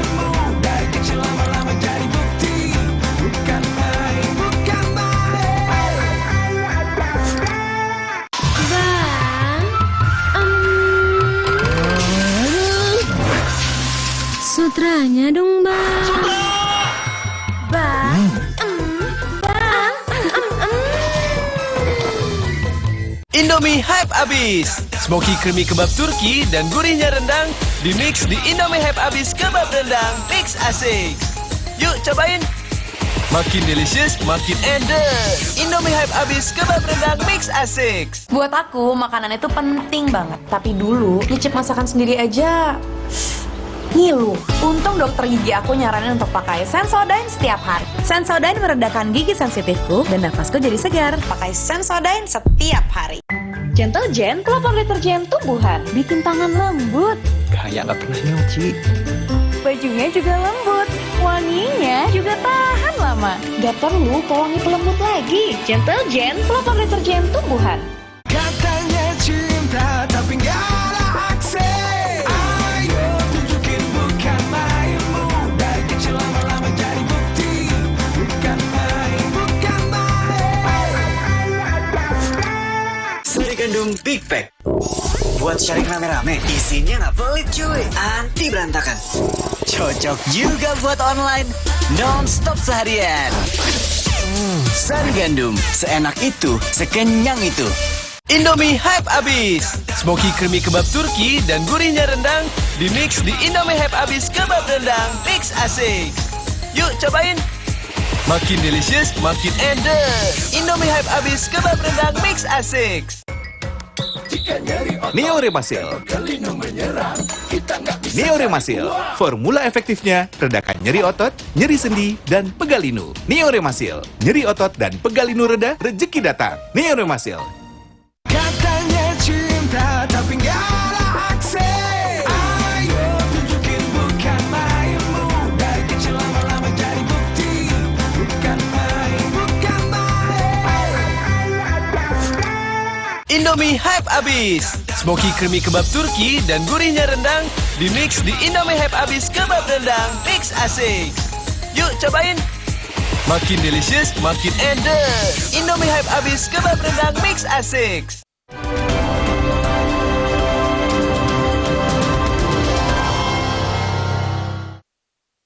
Dalam perjalanannya memang butuh waktu, Mas. Butuh waktu. Saudara Richard yang sempat saya panggil juga, ya, saya tanyakan, dan dia pada saat itu menjelaskan, memperkuat skenarionya saudara FS. Apa yang kamu terangkan di sana? Skenario itu yang mulia. Apa itu? Ya itu tadi skenario yang skenario seolah-olah ada pelecehan, ibu teriak, baku tembak, itu ya. Sampai seterusnya yang mulia, dari tanggal 8 itu sampai terakhir saya terbuka yang mulia, saya jujur semua yang mulia tentang ya, nanti saya tanya itu. Siapa yang mulia? Itu sepanjang itu masih skenario masih semua. Berapa lama skenario itu kamu pertahankan? Kurang lebih 1 bulan yang mulia, dari tanggal 8 itu skenario terus itu di 1 bulan terus tentang skenario itu. Saya bersama ayah dan ibu Barada Richard Eliezer, yaitu Pak Yunus dan Ibu Ine yang langsung datang dari Manado. Ibu akhirnya doanya terkabul, bisa bertemu dengan Icat waktu itu di tahanan Makobrimob. Waktu itu dia di bilang tahanan masih di samping rumah Pak Dankor. Oke. Ya. Nah, maksud pertemuan orang tua Pak Yunus dan Bu Ine bersama Icat itu untuk apa? Agar supaya dia bisa terbuka, dia bisa jujur. Saya mau mengkonfirmasi pada Pak Yunus dan Ibu Ine. Saya juga mendengar bahwa Icat ini sampai didatangkan orang tuanya, yaitu Pak Yunus dan Ibu Ine. Pendeta. Iya. Supaya dia bisa jujur. Sampai itu betul ya? Iya betul. Kita pas datang tanggal 20 itu, malamnya pas besok paginya tanggal 21 kita dibawa ke gereja bersama Icat, dan ada beberapa brimob juga ke sana. Kita ibadah dan sudah menghadap sama Pak Gembala untuk dia bisa jujur, bisa terbuka, tapi memang begitu pada akhirnya memang dia belum bisa jujur, jujur. Jadi Pak Yunus, Ibu Ine, pendeta sudah bertemu dengan Icat supaya ia tergerak hatinya mengatakan yang sebenarnya. Dengan Pak Yunus juga Icat tetap bersikukuh. Bersikukuh. Tembak menembak. Tetap skenarionya tembak menembak. Sebagai ayah, apa insting Pak Yunus ketika Icat tetap bilang tembak-menembak. Apakah Bapak percaya anaknya berbicara jujur pada waktu itu?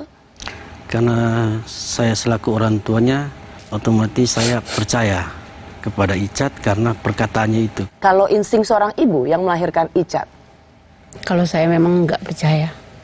Karena waktu kita ibadah bersama pagi, malam, setiap ibadah, selesai ibadah saya kan hanya berdoa minta sama Tuhan kalau bisa buka sejelas-jelasnya semua masalah ini kan. Waktu itu karena memang saya masih meragukan apa yang Icat katakan. Walaupun memang dia bilang Mama dan Papa juga sama seperti mereka ini luar sana tidak percaya sama saya. Tapi memang jujur dalam hati memang saya tidak percaya. Kenapa Bu? Kenapa Ibu Icat sudah bilang tembak-menembak, Ibu harus percaya, panggilnya Mama ya? Mama harus percaya pada saya. Apa yang membuat Mama nggak percaya pada anaknya sendiri ketika sedang menjalankan skenario Sambo? Karena memang walaupun dia bicara memang untuk meyakinkan saya sama bapaknya bahwa kita harus percaya, tapi dalam hati setiap kali melihat cara-cara dia dari matanya memang tatapannya kosong, Mbak. Kayak nggak ada yang kayak apa? Ada beban yang memang sangat berat yang dia simpan. Dan apalagi waktu itu kalau ketika selesai ibadah, memang dia kayak melihat kita itu curiga begitu. Iya. Jadi Ibu melihat orang dia nggak percaya. Tidak seperti Icat yang sebenarnya, iya. Itu yang membuat Ibu, meskipun Icat bilang saya jujur, ini yang sebenarnya, sebagai seorang ibu bilang enggak, ini bukan anak saya gitu. Iya betul, Mbak. Jadi itu yang setiap kali saya harus minta kalau bisa memang Tuhan buka semuanya. Tapi memang kita berdua juga didoktrin untuk percaya sama dia. Siapa yang doktrin? Icat juga harus dia sudah meyakinkan saya sama bapaknya harus percaya sama dia. Dan pada tanggal 9 Agustus itu kan kemudian Icat mengaku jadi tersangka dan kemudian mengaku. Iya. Waktu itu ada surat dari orang tua Eliezer. Ada cukup panjang, tulisan tangan, saya persingkat. Kira-kira seperti ini, kami merasa putus asa dalam menghadapi proses hukum yang saat ini sedang dihadapi anak kami. Rasa khawatir dan takut selalu ada dalam hati kami. Saat ini kami mohon perlindungan hukum dan HAM untuk anak kami, Richard Eliezer Pudihang Lumiu atau Baradae. Juga untuk kami sebagai orang tua keluarga dan tunangannya. Mengapa merasa putus asa? Karena begini, Mbak, kan dia sudah berapa hari jadi tersangka, sudah ditahan kan. Jadi waktu itu memang saya merasa karena masa depannya memang hukumannya ini sudah pasti karena melakukan pembunuhan kan, menghilangkan nyawa orang. Jadi kita sudah berpikir bahwa ini memang berat hukumannya. Jadi memang kita berdua ngobrol minta perlindungan dari Bapak Presiden, dari Pak Kapolri untuk masalah Richard ini. Kita sengaja bikin surat itu, walaupun memang saat itu memang hancur hati karena nggak tahu Mbak mau apa yang harus kita lakukan. Saya bilang sama bapaknya, kita nggak bisa diam saja kan, kita harus ada sesuatu yang harus kita buat untuk Icat ini, apalagi dia sudah ditetapkan sebagai tersangka sudah berapa hari kan. Kalau Bapak, apa yang paling membuat Bapak hancur ketika ketemu di Brimob dan kemudian Icat menjadi tersangka? Ya hancur memang, karena masa depannya udah hancur. Ya, karena dia sebagai tulang punggung, sebagai harapan kita berdua, jadi kebanggaan keluarga, jadi terseret dalam masalah ini memang hancur hati. Keluarga saya semua sudah kecewa, hancur semuanya Mbak, dengan masalah ini. Waktu pertemuan dengan Icat, Bapak ikut juga membujuk supaya bicara jujur? Iya. Apa yang Bapak katakan? Jadi saya katakan, Adek bicara secara jujur sejujur-jujurnya, supaya permasalahan ini, karena permasalahan ini kan kita selaku orang tua kan tidak tahu, karena yang tahu persis kan Icat yang tahu. Apa kata Icat waktu itu Pak? Tetap dia bersekuku waktu itu. Dia sudah jujur. Yang Iya, dia katakan dia sudah jujur dengan yang pertama itu. Masalah pertama dia bilang, Mama dan Papa harus percaya. Masa Mama dan Papa orang yang paling dekat dengan saya terus tidak percaya sama saya seperti mereka yang di luar sana. Dia bilang begitu. Sampai dia keras, dia marah sama saya sama bapaknya. Harus percaya, dia bilang begitu. Apa yang saya bilang itu betul. Sampai keras ke orang tuanya? Iya, dia sampai dia berkeras. Dia bilang, Mama Papa harus percaya sama saya. Karena doktrinnya itu. Karena doktrin? Iya. Doktrinnya. Apa menurut Bapak apa yang membuat Icat terdoktrin? Karena dari sifatnya sudah berubah, Mbak. Karena anak ini tidak pernah berbohong. Iya, dia dari kecil dia dari kecil berbohong. Tidak pernah berbohong dia. Kalau dia berani berbohong demi Sambo, iya. Kenapa dia juga berani berbohong depan Kapolri? Kapolri kan sudah panggil Icat waktu itu, tapi Icat juga tetap bersikukuh bahwa itu tembak-menembak. Kalau dia takut dengan Sambo dan terdoktrin soal itu, kenapa dia justru nggak takut sama yang bintangnya lebih banyak pada Kapolri? Mungkin saat itu memang Mbak, karena pengaruh dari Pak Sambo terlalu kuat sama dia. Karena kan dia sudah 7 bulan di situ. Dia selama ini mungkin karena kebersamaan mereka itu, terus ya kita juga berpikir bahwa memang doktrinnya itu terlalu kuat sama dia sampai di depan orang tuanya, kita juga orang tuanya yang melahirkan dia kan, dia nggak bisa terbuka.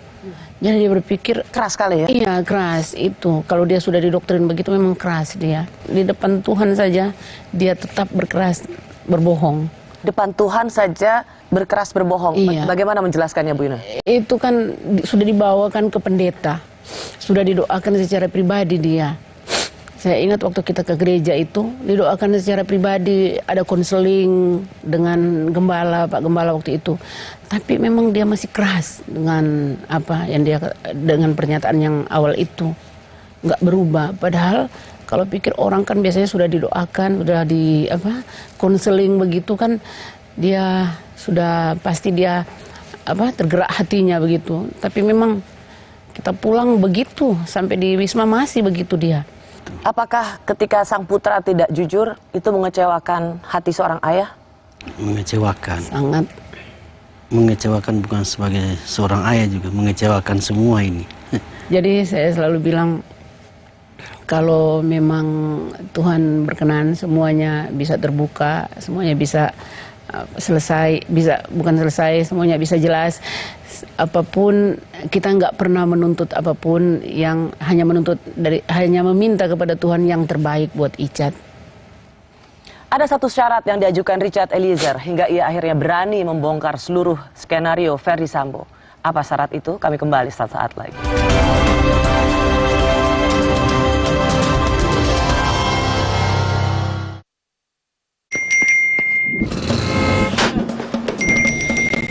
Emangnya ada waktu buat sakit kepala? Panadol Extra, cepat redakan sakit kepala dan nyeri yang mengganggu. Dapat diminum sebelum makan dan tidak menyebabkan kantuk. Marlboro, nomor 1 di dunia selama 50 tahun. Rayakan perjalanan penuh rasa. Marlboro, pursue flavor. Dengan bertanya, ia belajar. Ma, kenapa burung bisa terbang? Enfagrow Essential. Dengan DHA tinggi, dukung proses belajar lebih baik. Kok apelnya banyak banget? Ada bagi-bagi ya? Enfagrow Essential. Smart with heart. Piring bersih masih bau. Ada yang histeris, guys. Bau terasi. Bawang. Sadis. Nih, ekonomi power liquid serai baru. Formula ekonomi serai yang mampu hilangkan bau. Cukup setetes, bersihkan semua bau sadis. Lemak dan bau bersih tuntas. Gimana wanginya? Seger. Ekonomi power liquid serai. Bau sadis hilang, bersihnya gak ada lawan. Marlboro, nomor 1 di dunia selama 50 tahun. Rayakan perjalanan penuh rasa. Marlboro, pursue flavor. Kalau ada Indomie, kepikiran apa ya? Ya, bikin warmindo aja. Dibikin jadi jajanan unik bisa loh. Kenapa enggak dibikin jadi yang keren? bisa jadi sesuatu yang nyeni juga. Indomie, hidupkan inspirasimu. Dengan bertanya, ia belajar. Ma, kenapa burung bisa terbang? Enfagrow Essential. Dengan DHA tinggi, dukung proses belajar lebih baik. Kok apelnya banyak banget? Ada bagi-bagi ya? Enfagrow Essential, Smart with Heart. Marlboro, nomor 1 di dunia selama 50 tahun. Rayakan perjalanan penuh rasa. Marlboro, pursue flavor. Usaha kuliner menjadi salah satu bisnis yang paling diminati di segala situasi dan kondisi. Namun, kejelian diperlukan dalam memilih bisnis kuliner yang menghasilkan untung besar. Dapatkan solusi cara mudah berbisnis kuliner dalam Bincang Kita. Cara mudah raup jutaan per bulan dari bisnis chicken. Minggu, 4 Desember, pukul 8:30 pagi. Di Kompas TV. Dipersembahkan oleh This is really amazing. Sensodyne Repair and Protect Deep Protection memiliki kandungan novamin, membentuk lapisan mineral untuk perlindungan mendalam gigi sensitif. Jadi, kita bisa mengkonsumsi semua makanan favorit kita tanpa khawatir rasa ngilu.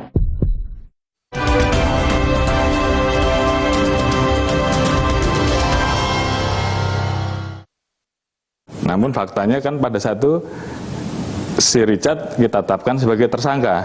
Oke. Sehingga kemudian dia sampaikan ke saya, Pak, saya tidak mau dipecat. Saya akan bicara jujur, kan begitu. Jadi ini memang melalui proses yang cukup panjang. Karena saat itu FS menyampaikan bahwa saya ingin bunuh Richard. Saya ingin bunuh Joshua. Oke. Ya.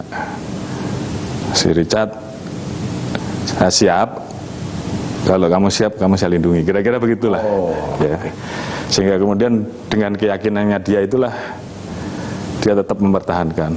Berubah pada saat kemudian Richard kemudian ditetapkan tersangka. Nah, itu yang kemudian membuka tabir, yang lain kemudian mulai merubah keterangannya dan akhirnya kasus ini bisa terungkap.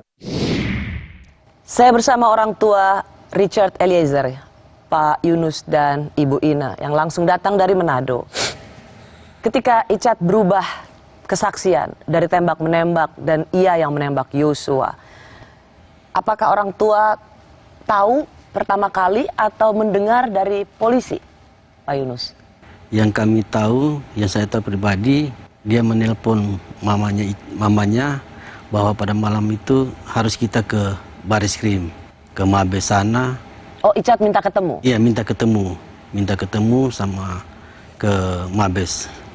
Kita kan sebenarnya waktu tanggal 5 itu, tanggal 6 sudah rencana pulang ke Manado. Tanggal 7 rencana pulang ke Manado. Terus kita tiba-tiba di 6 Agustus ya? Iya, 6 Agustus. 7 tanggal 8 sampai di Manado kalau nggak salah ya, waktu itu.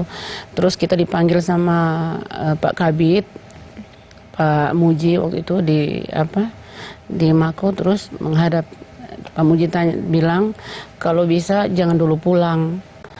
Kita juga waktu itu bapaknya maksa harus pulang karena ada adik kecil kan yang kurang sehat. Jadi tiba-tiba HP saya bunyi, terus saya angkat, tahu-tahu dia nangis. Nggak tahu Richard yang nelpon, dia nangis Mbak. Dia waktu itu dia bilang, apa katanya Bu? Mama saya sudah merasa siksa. Saya merasa sangat tersiksa, ditahan waktu itu sudah 2-3 hari ditahan. Dia bilang, Mama, saya sudah sangat tersiksa, hanya makan nasi sama sayur. Dan mereka yang lain yang melakukan, yang terlibat enak-enak di luar, saya akan bicara jujur. Dia bilang seperti itu. Lalu saya nangis, Mbak. Kami berdua teleponan nangis.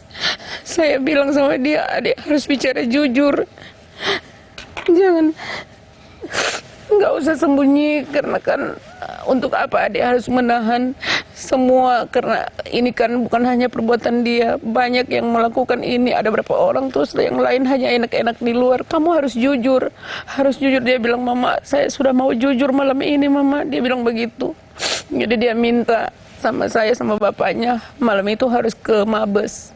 harus ke sana ketemu dia. Jadi saya bilang sama bapaknya, saya menangis lama Bu, telepon sama dia sampai bilang, lebih baik kamu pulang Manado Dek, daripada harus jadi seperti ini. Kalau Mama bisa gantikan kamu, biarlah Mama yang gantikan kamu. Saya sakit. Terus saya bilang sama bapaknya, saya masuk ke ruangan Pak Muji, saya bilang sama Pak Muji, kita harus pergi ke Mabes malam ini. Jadi Pak Muji bilang, kenapa harus ke Mabes? Saya bilang Icat yang nelpon katanya. Saya sama bapaknya disuruh ke Mabes, dia pengen ketemu. Jadi malam itu Pak Muji langsung bilang sama Pak Dankor. Jadi kita pergi bersama sama Pak Dankor, sama ada pasukan yang ke sana sama-sama. Tapi kita nggak tahu apa yang akan terjadi di sana, Mbak. Taunya sampai di sana bikin pengakuan. Dia bikin pengakuan, kita ketemu, saya lihat dia sudah pakai kemeja orange. Hancur hati saya, Mbak. Saya bilang anak saya pakai seragam polisi, terus malam ini saya lihat dia pakai kemeja orange tahanan. Hancur Mbak hati saya. Saya bilang dia pun masuk polisi itu karena perjuangannya sendiri. Dia berjuang sampai dia melewati semua tahap. Dia masuk Brimob itu jadi anggota Brimob. Terus sekarang saya lihat di depan mata, saya peluk dia, Mbak. Pas kita dikasih kesempatan masuk ke dalam, saya sama bapaknya, kita berpelukan, menangis semua. Saya bilang, adik harus jujur, dia mengakulah. Nggak usah kamu tutup-tutupi, ngapain juga, nggak ada gunanya kan. Sekarang dia menderita, siksa. Jadi malam itu dia bilang, saya mau jujur, Mak, apapun mau terjadi, apapun hukumannya, saya harus jujur, saya akan buka semuanya. Itulah Mbak, akhirnya dia buka, dia jujur semua malam itu. Kita semalam di sana, pulangnya pagi. Hancur hati saya saat saya sama bapaknya lihat dia pakai kemeja orange yang pertama itu. Itu pertama ketemu. Karena dalam ingatan Bapak Ibu, ia berseragam. Iya. Seragam Brimob. Brimob. Bapaknya sampai nangis kalau lihat seragamnya. Bapaknya nangis, saya bilang kamu nggak boleh nangis, harus berdoa. Dan yang paling mengguncangkan adalah dari seragam Brimob ke seragam orange, warna orange. Itu mengguncangkan hati Pak Yunus. Iya, mengguncangkan hati saya, Pak. Dia kebanggaan keluarga, jadi Pak. Kebanggaan. Tapi sampai sekarang dia tetap kebanggaan, malah lebih lagi keluarga bangga sama dia karena dia berani berkata jujur, Mbak. Saya bilang sama dia waktu itu, dia bilang, Mama, saya sudah bikin malu keluarga. Saya sudah bikin hancur hati Mama dan Papa. Saya sudah bikin malu keluarga. Saya cuma bilang, Mbak, waktu malam itu adik tidak bikin malu keluarga. Sampai kapanpun adik tetap kebanggaan Mama dan Papa. Walaupun sudah terlibat dalam masalah ini, dia tetap kebanggaan kami, Mbak. Karena kami tahu dia bersusah payah jadi seorang anggota Brimob. Itulah saya bilang, sampai kapanpun adik tetap kebanggaan Mama dan Papa. Dan keluarga yang ada di Manado semuanya tetap bangga. Apakah memang justru ada kelegaan yang luar biasa ketika Icat berkata jujur? Iya, Bu. Iya, Mbak, ada kelegaan. Kami legah. Walaupun kami saat itu berpelukan menangis semua kami bertiga, tapi saya lega sekali. Waktu itu kita selesai kita bertemu bertiga itu, dia bikin pernyataan, terus kita diberikan kesempatan duduk bersama. Jadi kita ngobrol, saya bilang, Mama bangga, Dek. Akhirnya adik bisa jujur. Cuma itu jalan satu-satunya bisa menyelamatkan. Bisa kalau menyelamatkan jujur supaya tetap masih memakai seragam Brimob. Kalau jujur di hadapan manusia, jujur di hadapan Tuhan. Di hadapan penyidik tim sus, Icat menulis pengakuan dia yang menembak Yosua karena diperintahkan atasannya Sambo. Jadi saya mendengar penjelasan yang diberikan oleh tim sus bahwa tidak perlu ditanyakan, saya akan tulis tangan sendiri. Iya. Yang tulisan tangannya itu kira-kira seperti ini tulisannya. Kalau kita yang tembak, tapi atas dasar perintah. Pak Yunus dan Ibu Ina, ini saya mau konfirmasi, ini memang tulisan tangan Icat ya? Iya, betul. Betul, tulisan tangannya itu, Mbak. Tulisan anak ibu? Iya, saya tahu tulisan tangannya. Itu tulisan tangannya? Iya. Ini adalah sebuah kalimat dari banyak kalimat atau kesaksian Icat yang paling ditunggu-tunggu atas dasar perintah, dan kemudian dia juga mengatakan atasannya itu ikut menembak. Ini makin menakutkan nggak, Bu Ina? Kalau secara manusia saya takut, Bu, takut sekali, karena ketika saya mengetahui dia yang menembak saya sebagai ibu, bayangan saya waktu itu hukumannya yang sekarang kan yang sedang viral itu 340.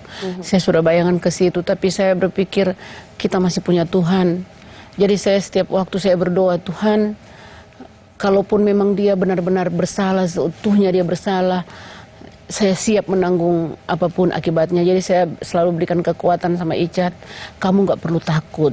Kita ada Tuhan kan, kalaupun memang kamu sudah bersalah tapi kamu minta ampun sama Tuhan, berserah sama Tuhan, pasti Tuhan akan berikan jalan yang terbaik buat kamu. Saya selalu bilang begitu. Pak Yunus dan Bu Icat, pada waktu penembakan itu, pada waktu Yosua mau dibunuh dan dengan cara ditembak, Ferdy Sambo memerintahkan Icat, dan yang cukup mencengangkan ketika peristiwa itu terjadi adalah Icat berdoa dulu. Coba kita dengarkan kesaksiannya. Pokoknya sudah kacau pikiran saya, yang mulia. Saya sudah rencana mau makan, tidak jadi makan. Baru saya pas turun, saya langsung ke toilet, yang mulia. Pertama saya ke toilet. Saya masuk ke toilet, saya berdoa, yang mulia. Saya bilang, Tuhan, kalau bisa Tuhan ubahkan pikirannya Pak Sambo ya Tuhan. Saya bilang, Tuhan, kalau bisa ubahkan pikirannya Tuhan, biar nggak jadi menembak Yosua kan. Saya bilang, karena saya takut juga, yang mulia. Saya nggak tahu mau cerita ke siapa lagi pada saat itu. Saya tidak tahu mau cerita ke siapa. Baru saya cuma beraninya berdoa, yang mulia. Baru habis saya berdoa, saya keluar, Agus bilang saya, Cat, ya Om, Ibu udah turun Om. Ibu udah Siapa turun. yang bilang gitu? Agus, yang mulia, ART. Ibu Ina bagaimana menjelaskan dua perbuatan? Satu sisi ia menuruti atasannya untuk menembak, tapi satu sisi ia menyempatkan berdoa. Bagaimana menjelaskan perangai ini? Saya nggak tahu, Pak. Saya nggak bisa membayangkan posisi dia saat itu, apa yang dia pikirkan. Mungkin saat itu dia berpikir untuk tidak melakukan, tapi dia takut karena di bawah perintah. Saya nggak bisa bayangkan, Mbak. Kalau saya di posisi itu, saya nggak bisa bayangkan juga apa yang harus saya lakukan. Bu Ina, pernah nggak sebagai seorang ibu, Bu Ina merasa harusnya anaknya bisa seperti Ricky menolak perintah Sambo, atasannya? Kalau di posisi ini, di masalah ini, mungkin saya juga berpikir, sempat juga ada pikiran seperti itu, Mbak. Kenapa Icat tidak menolak? Tetapi kan kalau melihat posisinya dia saat itu, dia kan memang, mungkin kalau melihat atau mendengar cerita dari dia, mungkin kita juga melihat diberitakan pernyataan dia nggak mungkin, nggak ada waktu untuk menolak, nggak mungkin lah dia menolak kan. Nggak ada waktunya menolak. Iya. Tidak ada waktu. Nggak ada keberanian untuk menolak. Nggak ada keberanian. Iya. Menolak. Karena yang diperintah ini kan atasan, seorang jenderal, sedangkan dia cuma pangkat seorang berada. Waktu kita berdua nonton dia minta maaf sama Bapak dan Ibu Yosua, kita berdua menangis juga. Saya bilang hancur hati saya melihat anak saya jadi begini. Tapi puji Tuhan dia bisa mengaku salah, minta ampun, minta maaf sama keluarga Yosua. Itu yang merupakan kebanggaan kami juga sebagai orang tua. Icat ini termasuk yang paling sering ganti-ganti pengacara. Catatannya mungkin 3 kali sebelum bersama Pak Roni ini. Apa orang tua juga ikut andil dalam hal ini? Kalau yang pertama dari beliau kan, jadi kita terima saja. Oh, dari Ferdy Sambo? Dari Ferdy Sambo kita terima, terus karena perubahan keterangan jadi ganti, mengundurkan diri. Terus yang kedua dari kita juga nggak sempat bertemu dengan Bapak Deolipa, dan pada akhirnya mungkin Icet sendiri yang nggak nyaman atau bagaimana, kita juga nggak tahu kan Mbak. Dan akhirnya kita kepikiran sama Pak Roni. Kebetulan kita kenal waktu ada keluarganya ya, Pak Roni yang dekat sekolahnya Icet SMA, dan kita sudah kenal di Manado. Jadi kita bicara sama bapaknya kalau karena kita ini kan kita juga jadi dari orang tua nih ya? Iya. Dari Ibu dan Pak Yunus ya? Iya. Supaya pengacara Icat itu Bung Roni saja? Iya. Iya. Supaya jadi kita ketemu sama-sama dari Manado kan? Kita ketemu. Supaya ngomong. Kalau ngobrol itu kan nyaman kalau sama-sama dari Manado. Gitu. Dan bisa lepas lah ya? Iya. Bisa lepas lah. Apakah menurut Bapak dan Ibu, Icat dipakai Tuhan dalam perjalanan kasus ini? Amin. Saya percaya Icet dipakai Tuhan memang. Kita sebagai orang percaya, kalau buat saya pribadi, saya yakin ini semua pekerjaan Tuhan. Dipakai untuk? Dipakai untuk membuka tabir gelap mungkin. Kita juga nggak tahu kan masalah. Tapi saya hanya percaya memang ini Tuhan yang pakai Icat untuk masalah ini. Kalaupun mungkin dia sudah nggak ada seperti temannya, mungkin semua ini nggak akan terbuka. Tapi puji Tuhan, dia sampai saat ini bisa membuka semua masalah ini. Kami kembali saat lagi.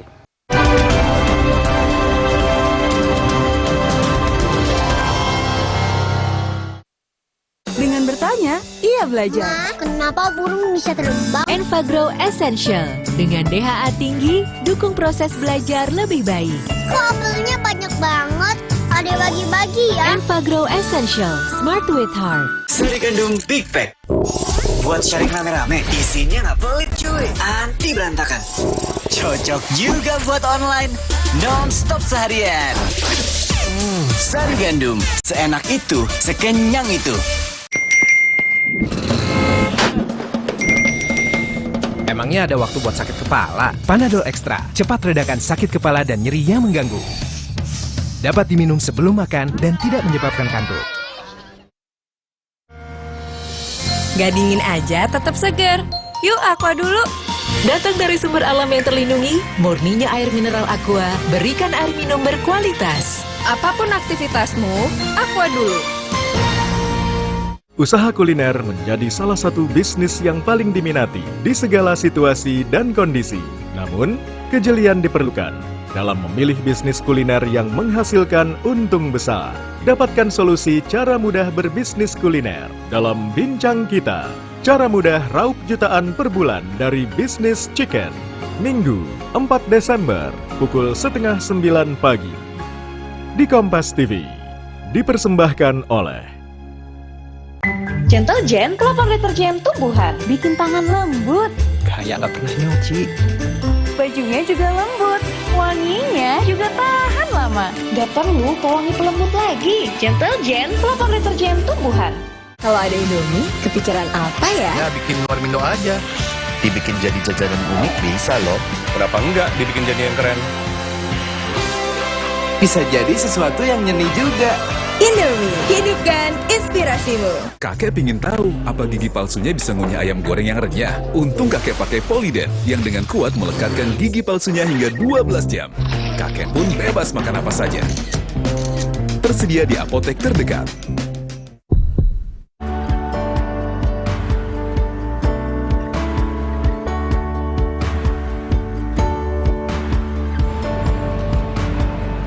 Pak, saya mau ambil BSU, ini aplikasi postpay saya. Makasih ya Pak. Saya mau ngambil BSU, ini aplikasi postpay saya, ini KTP saya. Silakan ditunggu. Terima kasih Pak. Ya, sama-sama. Akbar Nasdaq. Pagi, ada yang bisa dibantu? Ini barcode-nya. Iya. Ini KTP saya. Baik, saya cek dulu ya Mas. Oke.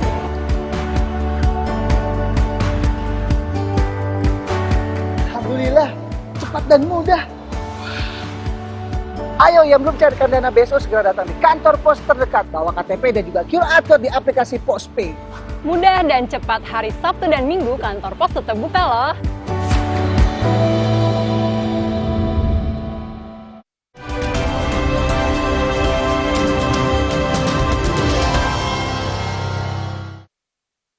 Coba lihat saya nak.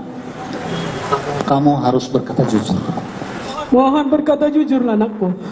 Berkata jujur, jangan ada dibohong-bohong, jangan ada tutup-tutupin. Kau sebenarnya membunuh anak kami. Peluru itu tembus ke dada anak kami, itu sudah mematikan. Eliezer, mohon.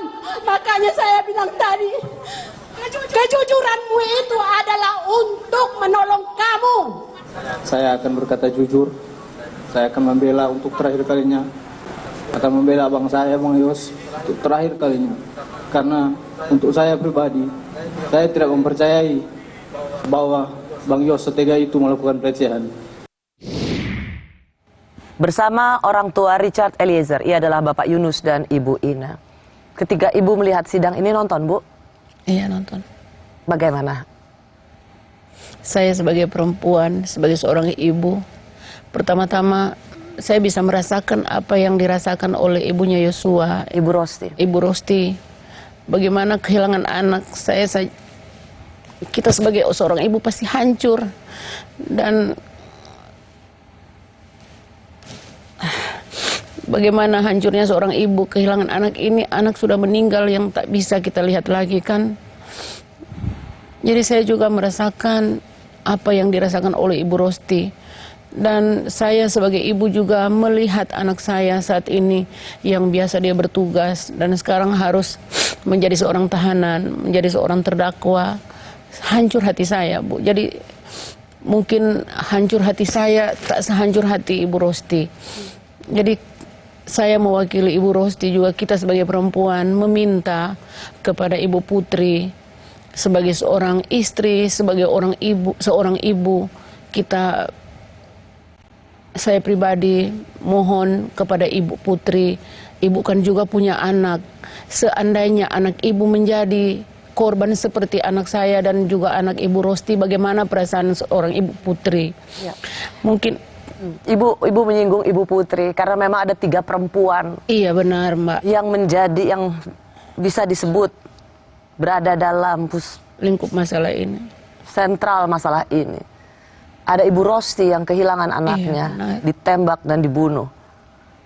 Ada Ibu Ina yang anaknya juga ikut menembak atas perintah atasan. Kini menjadi tersangka dan bisa terancam hukuman. Tapi juga ada Ibu Putri. Itu yang Anda ingin lihat dari seorang perempuan bernama Putri Chandrawati. Iya. Untuk juga jujur sebagai seorang ibu dan sebagai seorang istri dan sebagai seorang perempuan. Iya. Kalau Pak Yunus? Saya sebagai laki-laki, untuk Pak Sambo harus jantan lah, harus bertanggung jawab lah dalam permasalahan ini. Jangan dikorbankan anak saya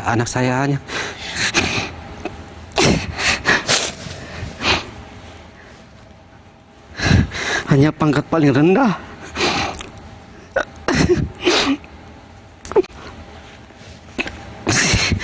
Pangkat paling rendah. Jadi saya selaku orang tua daripada Icat, anak kami Icat, saya minta kepada Pak Sambo, jantanlah, harus bertanggung jawab dalam permasalahan ini. Jangan menjadi korban anak saya menjadi korban dalam permasalahan ini. Jadi sekali lagi saya minta kepada Pak Sambo harus jantan dan bertanggung jawab atas permasalahan, harus mengakui permasalahan ini. Jangan menjadi korban. Anak saya menjadi korban pangkat yang terendah, apalagi Bapak sebagai seorang jenderal. Jadi semua itu yang saya minta kepada Pak Sambo, harus jantan dan bertanggung jawab. Jangan harus mengakui. Jangan menjadi bebankan kepada anak saya sebagai pangkat terendah, hanya sebagai pangkat seorang barada. Apa artinya sebagai seorang barada melawan seorang jenderal? Jadi untuk Pak Sambo, kalau bisa punya hati lah kita sebagai orang tua. Bapak juga punya anak kan, seandainya anak Bapak juga dikorbankan seperti itu, menjadi korban seperti ini, bagaimana hancurnya hati seorang ayah. Anak laki-laki yang menjadi kebanggaan dalam keluarga. Kita keluarga bukan keluarga seperti Bapak yang semua ada, punya uang, punya segala-galanya. Kita ini, Bu, yang ada sama kita hanya hati, nggak ada apa-apa. Jadi kami merasa Icat ini adalah kebanggaan yang mengangkat derajat keluarga. Jadi tolong kepada Pak Sambo kalau bisa, ini kesempatan kami berdua hadir di sini meminta dengan sangat kepada Pak Sambo untuk bisa mengakui apa yang telah terjadi, apa yang telah dilakukan, agar semua masalah ini cepat selesai. Kami kasihan anak kami kelihatan lelah dalam menghadapi semua masalah ini. Menurut Pak Yunus, apa Icat bisa kuat? Icat bisa kuat, Mbak. Karena selama ini kita lihat di persidangan, Icat masih tetap kuat dengan posisinya yang secara perkataannya secara jujur. Dan Bapak Ibu yakin dia akan terus jujur dan tidak akan mengubah apapun. Karena itulah kebenaran yang ia lihat, ia saksikan, dan yang ia lakukan. Iya, kalau saya yakin sampai kapanpun Icat tetap pada pendiriannya. Dia tidak akan berubah. Kalau sekali dia mengatakan kejujuran, dia akan pegang itu. Dan seperti kata Icat di persidangan, ini adalah pembelaan terakhir saya untuk Bang Yosua. Iya. Ibu bangga dengan perkataan itu? Saya bangga. Dan itu kan sebagai terima kasih dia kepada Bang Yosua. Mungkin Bang Yosua abangnya Yosua tidak akan kembali lagi seperti ini. Tetapi keluarganya, orang tuanya mungkin merasa lega ketika Icat bisa berkata dengan jujur. Itu merupakan satu pembelaan untuk almarhum Yosua. Untuk terakhir kali? Untuk terakhir kalinya. Apakah juga menyiapkan diri bahwa bagaimanapun juga Icat ada dalam penembakan itu? Apakah Ibu sudah juga menyiapkan bahwa ada hal yang sepadan yang harus ia terima? Iya, Mbak. Kita sebagai orang tua tahu anak kita kan sudah berbuat kesalahan. Jadi saya menyerahkan semuanya kepada majelis hakim. Tapi kita juga berharap yang terbaik buat Icat. Kalau memang ada harapan-harapan dari majelis hakim bisa melihat ada kebenaran dalam diri Icat, kami juga mohon dan mengharapkan Icat bisa, setidaknya dia bisa bertugas kembali sebagai seorang anggota polisi. Itu penting ya? Iya. Tetap menjadi BRIMOB. Iya, karena dia juga menginginkan itu. Dia sangat bangga dengan dia sebagai seorang anggota BRIMOB. Pak Yunus, ada yang ingin Bapak sampaikan pada Pak Samuel Huta Barat, ayah dari almarhum Yosua?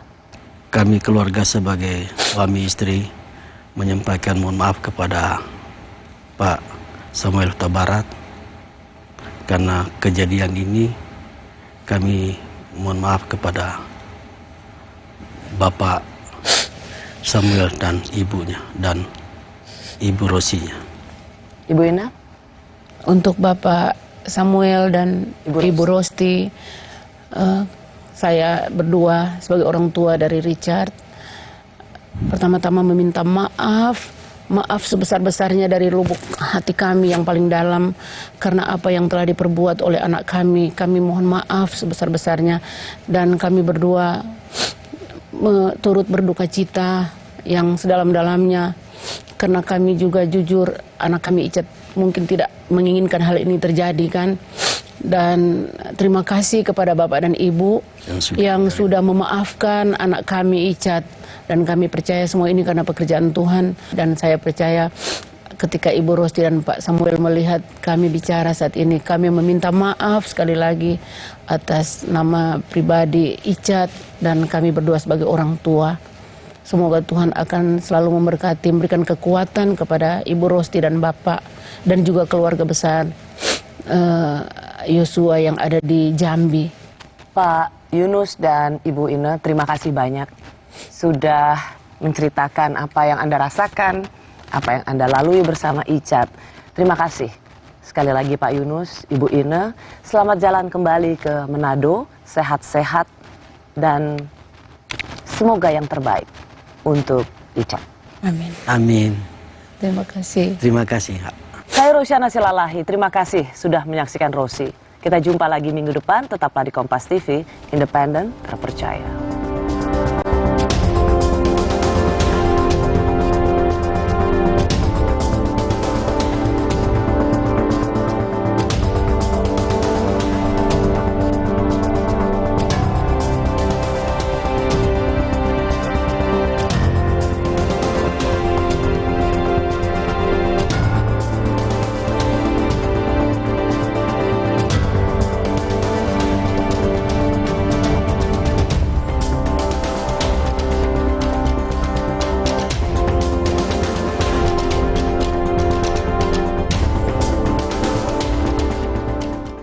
Anda menyaksikan Breaking News Kompas TV. Tadi beberapa kali ada petasan yang dilemparkan ke arah kami. Belum ada konfirmasi resmi. Di lokasi sekolah MTS 19. Yang terlibat laka ini adalah mobil tangki Pertamina. 6 orang saksi ini sudah pernah dihadirkan dalam sidang-sidang sebelumnya. Kami masa menolak adanya Omnibus Law. Jadwal Presiden benar-benar padat. Akan menjadi perhatian publik. Saat ini saya membahas Kompas TV Breaking News.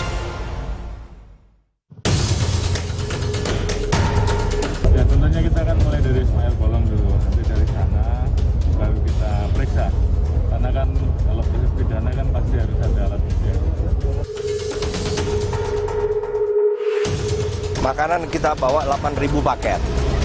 8.000 paket itu dari 5.000 itu yang untuk keluarga, 5.000 paket dalam kontainer.